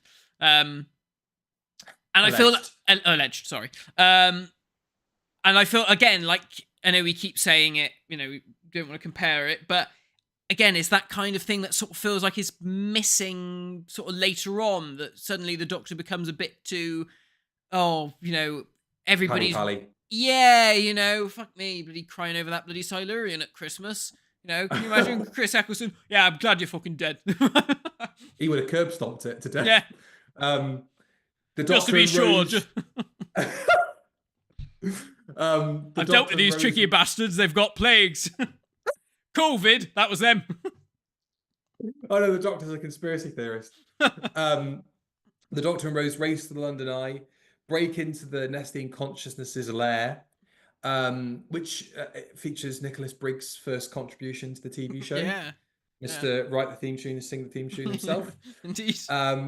The Autons apprehend the Doctor and start the invasion. Jackie is off, as we say, buying some non-soiled gear. And just go get some new batteries for me dildos, darling. All out double A's. They've got dragon ones down the shops, Ta-da! And then the invasion starts, and because they've got the budget to do it, the Autons can smash through windows now. They can actually break out. They can actually break out of the storefronts, which is fantastic. And all the stuff shot on that high street in Cardiff, with the taxi's window being blown out and the taxi driver crashing and the bus on fire, and the Auton brides are such a great idea. Yeah. And I love the way that sequence is shot with the hands dropping one by one as Rose sort of swoops in to save the day. It's so good. And that moment when Clive is like, he's all excited because, it's all true. I'm not a sad git. And then he has that moment where he's like, his face where he's like, oh shit. He's like, oh shit, I've read the dossier on Spearhead from Space. I've read the Target novelization of Spearhead from Space. You're gonna get your face fucking blown off. Invasion. Yeah. Oh dear. Yeah. No one's getting cartwheeled down the road though. That is that's disappointing. Although I do think they use the same scream stock sound for some of the people screaming in the street that woman is given. Somebody will have to check that for me. And I remember, I'll never forget the level of excitement because I remember that the hands had been already spoiled on Who Spy, And I remember, that was very exciting, seeing the Auton hands and going, holy shit, that's an Auton hand. All right, it looks a bit different, but that's an Auton hand. The excitement because they don't have barrels, do they? They don't have barrels, they're just flat. But then subsequently, when Stephen Moffat has them in his version of the series, they do have the barrels. Yeah. But they have a different emission that this one does have, which is the sound effect.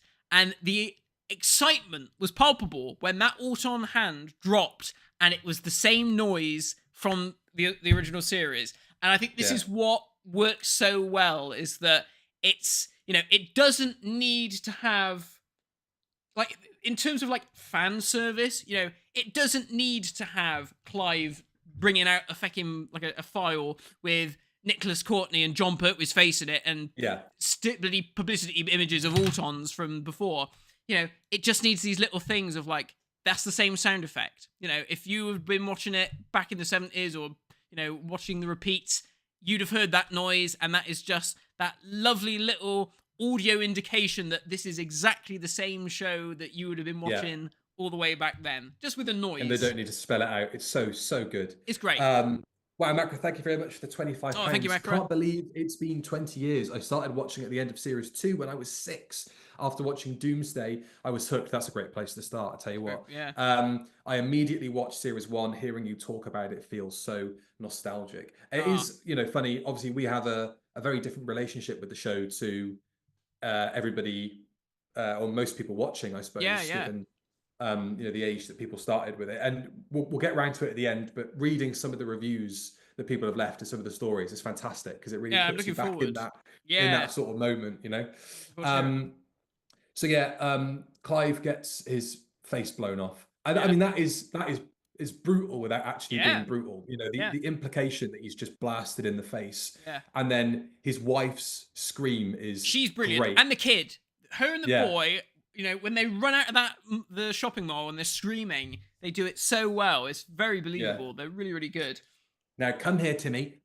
What's just happened is your dad's had a hole blown in his face. Okay, so what I want you to imagine is he's there, and there's just a perfect symmetrical hole, and you can see teeth and sinew and brain and all that kind of stuff. Action. It's like that scene from Extras, isn't it? When Ben Stiller's with that little kid. He's like, I'm gonna shoot your mummy in the head. Bang! The teeth get time. So same old sound effect, all that stuff is so good. Yeah. And then you've basically got the climax there. Rose swings into action. That whole thing about her having, was it the under sevens gymnastics bronze is so great. And also kind of solidifies the moment. She's like, got no A levels, got no job, no future. Hate my boyfriend. My mum's bringing really sketchy blokes round. It's just, it's a horrible existence. So it's no wonder she runs off with an older man in a bit of a dodgy relationship, is it? Yeah, there's some questions you've got to answer there. Yeah. And then you get a lovely Mike Tucker explosive sequence there with the underground layer exploding. Yeah. Great use of the London Eye as well, which is just great. And Chris playing that whole, what is it? What is so great. I want to see how Nestine controls a woman's breast implants, as per Rose's suggestion. It's a great point. What happens? They just blow up? They just explode, yeah. Or they seep out through the mouth. They come up through the body like that. I don't know. I don't fucking know. Don't look at me like that. Jackie Tyler's in Ann Summers. Her dildo's just sprung to life. Oh, I've not even got the batteries in it yet. Oh, but he's doing a good job. I think I'll stay here while everybody's being slaughtered outside. And then we get the final scene with Rose very callously putting the phone down on her terrified mother. Yeah, I thought that. I was like, come on, awful. Yeah. How dare you? And then I was gonna give credit to another person involved in that scene, but I'm not going to. And I think it's interesting the way that Chris plays the, you know, being visibly upset that Rose doesn't want to travel with him. Yeah, he does it Because well. you can He's tell, like, he's hurt, isn't he? yeah, and he like, oh, I thought we'd be quite a good team actually. Yeah. And yeah, he plays I that thought you'd like really, to come really in my well. box. I thought you'd like to come in my box, but no, sadly not. And then you get the first full view of a dematerialization, and Yeah. then obviously the rematerialization. Yeah, because we just see it a And little bit, don't we? When the place is blowing up, we start to see the TARDIS disappear. true, yes, Yeah. yes. But it's I like hadn't this is thought- the I first thought time that. we see it actually happen nice and proper. And it's Like, actually yeah, like by like, that point, it's like, okay, we are fully within the Doctor's world now. We've been on that's that. it. We've traveled through it. We've defeated the monsters. The veil is dropped. Yeah. You can just see it proper. And my last note is this is pretty much perfect. Yeah, This whole episode. It's brilliant. Yeah, I mean, my only critique would be it's a shame the Autons are defeated so easily. But I mean, obviously that's just the nature of the beast with these shorter episodes. Well, he even says nesting consciousness easy, yeah. you know, and it's like, right, tick that one off. Let's off to the next one. Yeah. Yeah. No, excellent. Really, really good. And yeah, was it Rose says to Mickey when he's like, "Oh well, does he say something like, oh, I didn't do anything?" And she said, "Oh no, thanks for what exactly, isn't it?" Exactly. Like, yeah. Yeah. It's like, fair play to her. No, it was brilliant. Yeah, I just loved it. I loved going back and rewatching it, and it just took me back to that evening. And I said to Jonathan the other day after I watched it, it was Saturday night. It was Easter Vigil at church. So we watched Doctor Who. We quickly rushed to church to do the Easter shit, and then we quickly rushed back again and watched it straight away. As soon as we got home at like 10 o'clock, we watched it again. I think we watched it again the next morning. Obviously we watched Confidential. They used to do repeats on BBC Three, didn't they, the next day? Yeah. But we taped it. My God, we were taping it all on VHS. With all the like ancillary stuff, whenever there was a mention of Doctor Who on the news, that'd be it. Tape was in, got to record this. Yeah. I wish we still had that tape wherever it is gone. The BBC would have been knocking on the door and saying, "Can we have all this for the collection set, please?" Definitely. And I'm like, "Oh no, we've taped over it with the bloody lottery numbers or something." Classic. Oh yeah, it's so good. Like we've sort of been saying, it hits all the beats. Yeah. Introduces you to stuff without over explaining it. Yeah. Doesn't alienate anybody. It's the perfect introductory episode of Doctor Who. I would not suggest to anyone to start anywhere else. It is almost getting to the point now though of, like when you sort of encourage people to watch classic Who or say, "Oh, give it a go," you have to sort of go, I mean, like the effects are a bit ropey and the staging is a little bit. This is almost getting to the stage of, I mean, it was made in 2005, so do you know what I mean? Totally. And that's feels very weird to say that because it's still so fresh in theory, like in our heads. Oh, this is new Doctor Who. It looks so good, but it looks like it's been shot on Digibeta. Yeah, this is it, isn't it? It looks, in some ways. I mean, perhaps this is just because I was watching it on iPlayer and I don't have the HD box set or whatever, and I refuse to buy it until we get a collection set proper. But, in some cases, I was like, some of this looks worse than some of the shit they were filming with Sylvester McCoy. It's like, I feel like the picture's better quality in some of those. In like Survival, I feel like it's less grainy and less fuzzy. Definitely. I think that the collection sets have done such a good job with the classic episodes to kind of sharpen them up and make them look crisper. Yeah.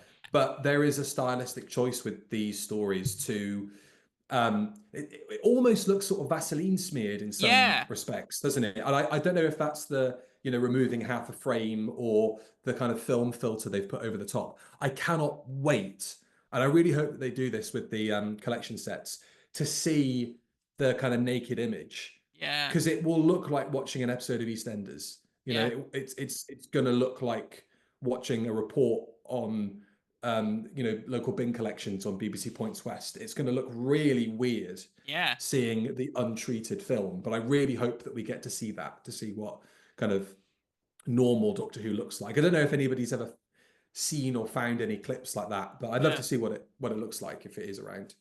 Doctor Who as nature intended. Let's have a look at some of the comments that we got. Jamie Sando, this is my ultimate comfort episode. I've watched it over and over again and never loses that spark.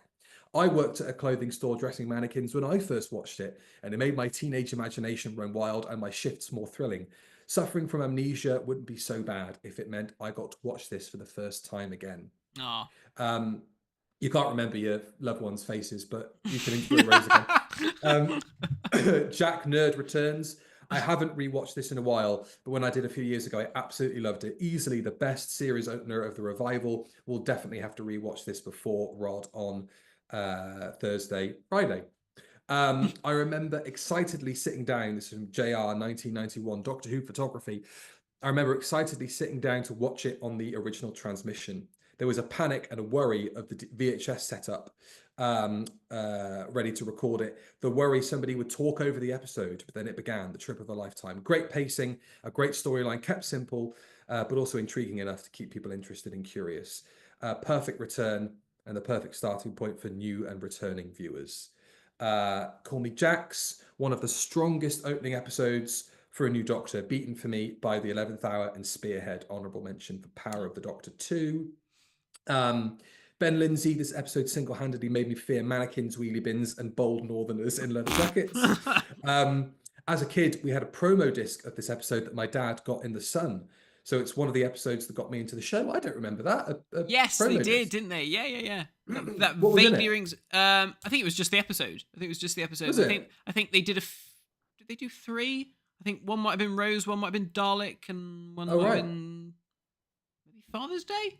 And I think they were in the cardboard cases, but it was the same vanilla DVD design. It was the same vanilla DVD design, yeah. That does ring a bell, actually. Yeah, it was around the time that they started doing like Spearhead and stuff. Yeah, they did all that, didn't well. they? Yeah. Oh, see, this is how popular Doctor Who was. You know, they could give old Doctor Who away in the newspaper. Great. Sarah's quite sad. A perfect start. Every aspect of Doctor Who gets covered in some way. The horror, the comedy, the drama, the emotion. It's silly, it's camp, it's funny and intriguing. So good. I could watch it every day for a year and never get bored of it.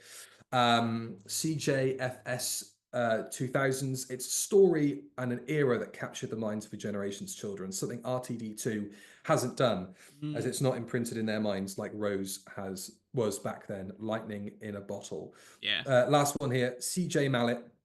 I remember being 7 and seeing this trailer on TV in Australia, and some show that looked really cool and interesting. Nothing like I've ever seen before, but I had to watch it. Saturday came and I completely forgot about it, and I had to hear everybody at school talk about it, but made sure next week that I saw this Doctor Who show everybody was talking about, and I haven't stopped watching since. And that is a whole other aspect of it, isn't it? Is like overnight. Yeah.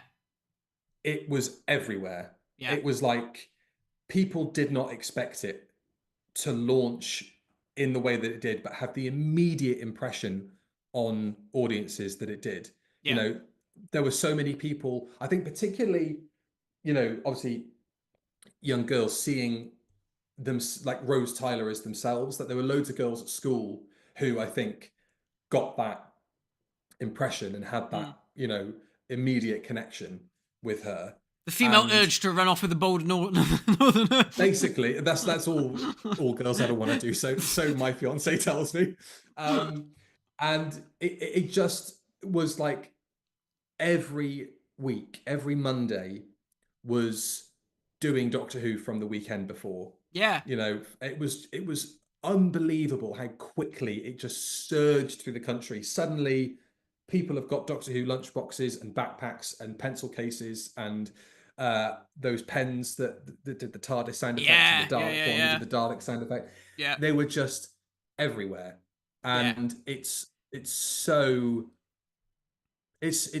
weird to think that it just captured imaginations in that way, because you know, and this is not a particularly a podcast where we like to compare old Doctor Who to new Doctor Who. We've never done that before.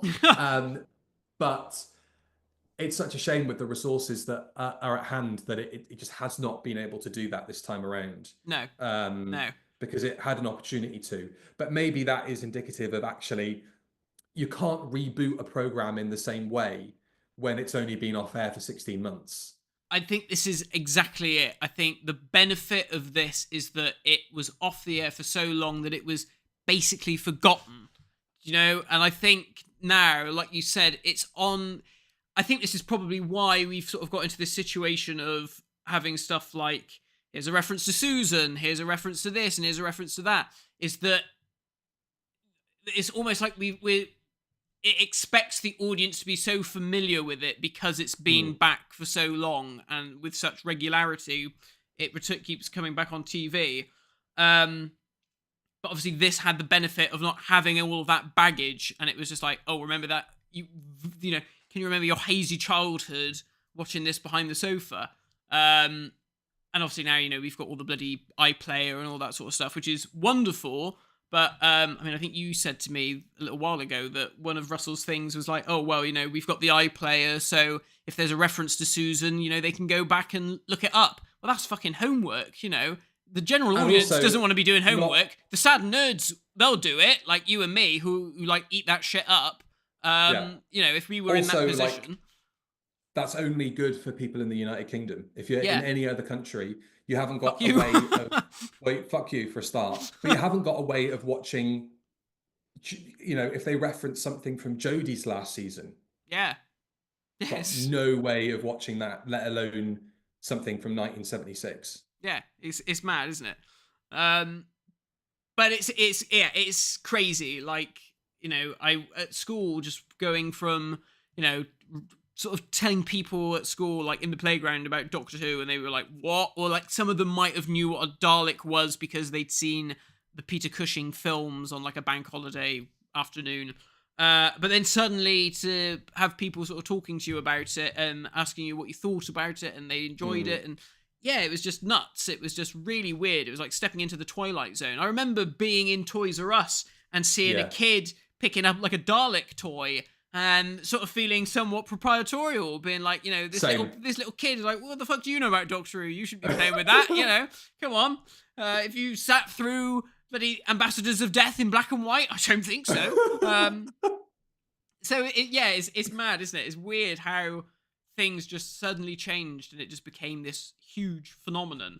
And I like I said earlier on, I was like looking at different TV things, as the episode went out, and I looked up a Newsnight review, and it was a panel, and annoyingly it didn't take down the presenter's name, but there were 3 guests on it, and it was the novelist, Ian Rankin, the writer, the author, Bonnie Greer, an American playwright and writer and stuff, and John Kerry, who I think was like a critic for The Guardian and did other bits. We're going to say, and Mr. Blobby. And Mr. Blobby. And it was really funny because they were like, right. And they also had a panel of kids of all different ages that watched it. It was like, right, we're going to just discuss what everyone thought. So apparently the kids of all ages loved it. They liked Billie Piper. They thought she was wonderful and, the whole thing. And then when it came to like the actual adults, Ian Rankin was like, well, I used to watch it as a kid and I saw this and it was brilliant. I didn't think they would be able to do it, but they did. It's amazing. Chris Eccleston's the best Doctor since Patrick Troughton. Billie Piper is a revelation. And like the presenter was exactly the same. He was like, yeah, it's amazing. My kids are going to love this. This is brilliant. The old bloke was like, yeah, this is great. Wonderful. Billie Piper's fantastic. Chris Eccleston's brilliant. This American lady was like, I have no idea what the hell was going on. It looked so cheap. She kept saying, I was like, oh, it looks so cheap. And he's like, you can't do things like this, and it looks so cheap. And it was like a real American mindset of like, no, it had to be big and glossy. And this old guy was like, no, you don't understand. The cheapness is part of the charm of it, and it always has been. And she's like, no, this is never going to work. And he was like, no. It's like, some of the most effective effects in this were the cheap ones. He said, the thing with the bin, kids can go and imitate that. That bin is suddenly now threatening. He said, the bit with the arm. He said, that's such an easy effect to do. He said, but it's scary. A kid is going to find that frightening. And she was like, oh, I don't know who is this for. The acting was good, but the writing was good, but I didn't really know what was happening. He's like, who is it for? Is it for adults? Is it for kids? He doesn't know who it's for. And they were like, it's for everyone. It's for us. It's for us and our children. Shut up, you stupid cow. It was so funny. I was like, oh. brilliant. Suddenly, all Where these. is she now?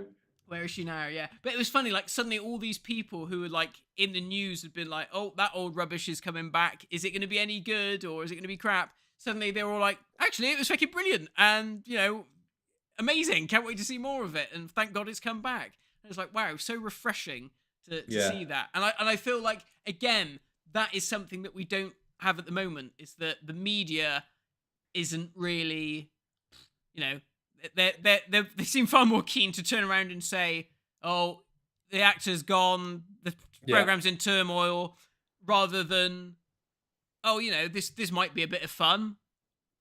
Well, I think that's because the goodwill that people had towards it from a nostalgic perspective, but then also how impressed they were and surprised they were that it worked, Yeah. helped. Yeah. And then it was the darling of British drama for the next 5 years, Yeah. and it was getting national television awards. It was getting BAFTAs. It completely changed not just the face of like British drama, but it turned a city into a creative hub. Yeah. Like completely changed the way that people view Wales. Like I think that's probably fair to say. Yeah. I mean, um, even Unquiet Dead, it makes a joke of the fact that, oh, we're in Cardiff, and it's like, oh, yeah, okay, yeah, yeah, and like now, I mean, Doctor Who put Cardiff on the map, didn't it? Really? it did. Yeah, it's mad. It's amazing, and it was really, really fun to go back and watch it because it did. We're grumpy, miserable assholes, and we every now and again you do need a pick me up, and I'm not talking about watching all 4 episodes of Kinder. It is nice to just sit down and watch something, bang, 45 minutes, and it just be great, and it just be so nostalgia filled, and I'm very much looking forward to doing more series 1. We haven't really done anything from series 2. We should do lots of series 2 stuff because there's some crackers in series 2. the difficult second album, and they pulled it off again, they made it even bigger. Yeah. I mean, it's that thing of like, there's some crackers, but there's also some duds. But I think we've done Love of Monsters. We haven't done New Earth. Damn done Fear Her. Oh God, yeah, Fear Her. Yeah, which has now been edited for BBC iPlayer to get rid of another sex offender. There's another alternative version that will be stuffed onto the collection set, I'm sure. Well, I wonder if they'll even include the original version. Never know. Let's see. Yeah. Let's see. Okay. I think that's probably keep hold of your DVDs, gentlemen. Kids. Keep hold of your DVDs because they are actually worth something. Yes, that was Rose, and what a pleasure it was to talk about it. Next time, so next week, we are going to do a Q&A, as we tend to over on the Review of Death Patreon, but that is also going to be Series 15 preview. Yeah. So we're going to go through the show that we've got coming up very, very shortly. There's plenty of promo to discuss, episode titles, writers, directors, and so on. And we'll also tie that into like a regular Q&A. So if you want to leave us a question, a Q to A, go over to the Patreon, sign up as a free member, and you can leave us a question there and we'll get around to it next week. And then the week after that, Doctor Who is back with the Robot Revolution. Let's just test the waters, just a little litmus test, Matt. How are we feeling about Series 15? Yeah, it's funny, isn't it? Like, for as much as I moan about it, there's always that little tingle of excitement, like, oh, new Doctor Who's going to be on the telly, even if it, might make me froth at the mouth with anger. But there's always that little tingle of excitement. I mean, I've liked the look of all the trailers and stuff. Obviously, trailers are one thing. You can never judge anything by the trailer. But I'm looking forward to it. I'm looking forward to seeing the new companion, Belinda. She seems good, and it'd be interesting to see what their dynamics like. And yeah, I'm ready to dive back in to those murky waters. I'm cautiously optimistic about this whole thing. I think it's going to be. I think I'm going to give them the benefit of the doubt, given that they have had, it's from kind of basically the same production cycle, but they've done it for a year in theory prior to this. The second season is kind of the test of creatively, where are we with everybody who's involved in this now. I'm really looking forward to Shooty and his performances, because now he's had time to sort of bed in. I thought that I got much more of a measure of him in the Christmas special. Yeah. I think he was given more to do, a bit more variety in his performance. So I am looking forward to this series, and the promo's been fantastic. I thought you were going to turn around and say, I'm looking forward to seeing more of Shooty because this is the last chance we're going to get. Enjoy him while you can. Because, I mean, to all intents and purposes, it looks like we are going to have a quote unquote surprise regeneration at the end of this series. So, let's enjoy Shooty while we have him. And I'm looking forward to seeing what performances he can pull out in these last few episodes. And then he's not in all of them again. he's not even in all of them. And then also, besides the fact that that's maybe him gone, this looks like it's going to be the last new Doctor Who for at least 18 months. Yeah. So that is also something to consider. I think it's like I said the other day, I think unless they can pull like an internally funded special out of their ass to, hell, even if it had David Tennant in it again, just something to keep the wheels turning, Shooty could be midway through Regenerate and then be like, oh, meanwhile, back in wherever Donna Noble lives, Shoreditch. Shoreditch. Yeah. Here's David Tennant. Remember him? You used to like David Tennant. You used to like him, didn't you? Remember this program? You used to like this program with David Tennant. Take your David Tennant. Go on. So I think that's probably the state of things. We'll see. It's going to be a very, very interesting. He must feel like fucking Batman, David Tennant. But the BBC must have like a fucking bat signal, but it's like David Tennant's face, and they're like, it's just a quiff. Yeah, or like it's like the hotline in Adam West. He's just got like a red phone that goes off, and he's like, "Hello, I'll get me Converse on. Don't worry." I've still got the costume. Don't worry. I'll be down. Give me 20 minutes. Georgia, get the hair gel. Let's see what happens. By regeneration or not, it's going to be an interesting 9 weeks. Don't do that. None of that old fucking wank. Come on. Oh, fucking bloody hell. Anyway. We will see you then, everybody. Look out for our preview next week, and we will see you back here with another live stream, and that will be a review of the Robot Revolution. Yeah. Bye-bye. And a review of us meeting Tom Baker same day. Oh yes. Yeah. Exciting. Yeah, that's proper. Robot, the man himself, Tom. Right, sort of. Bye-bye.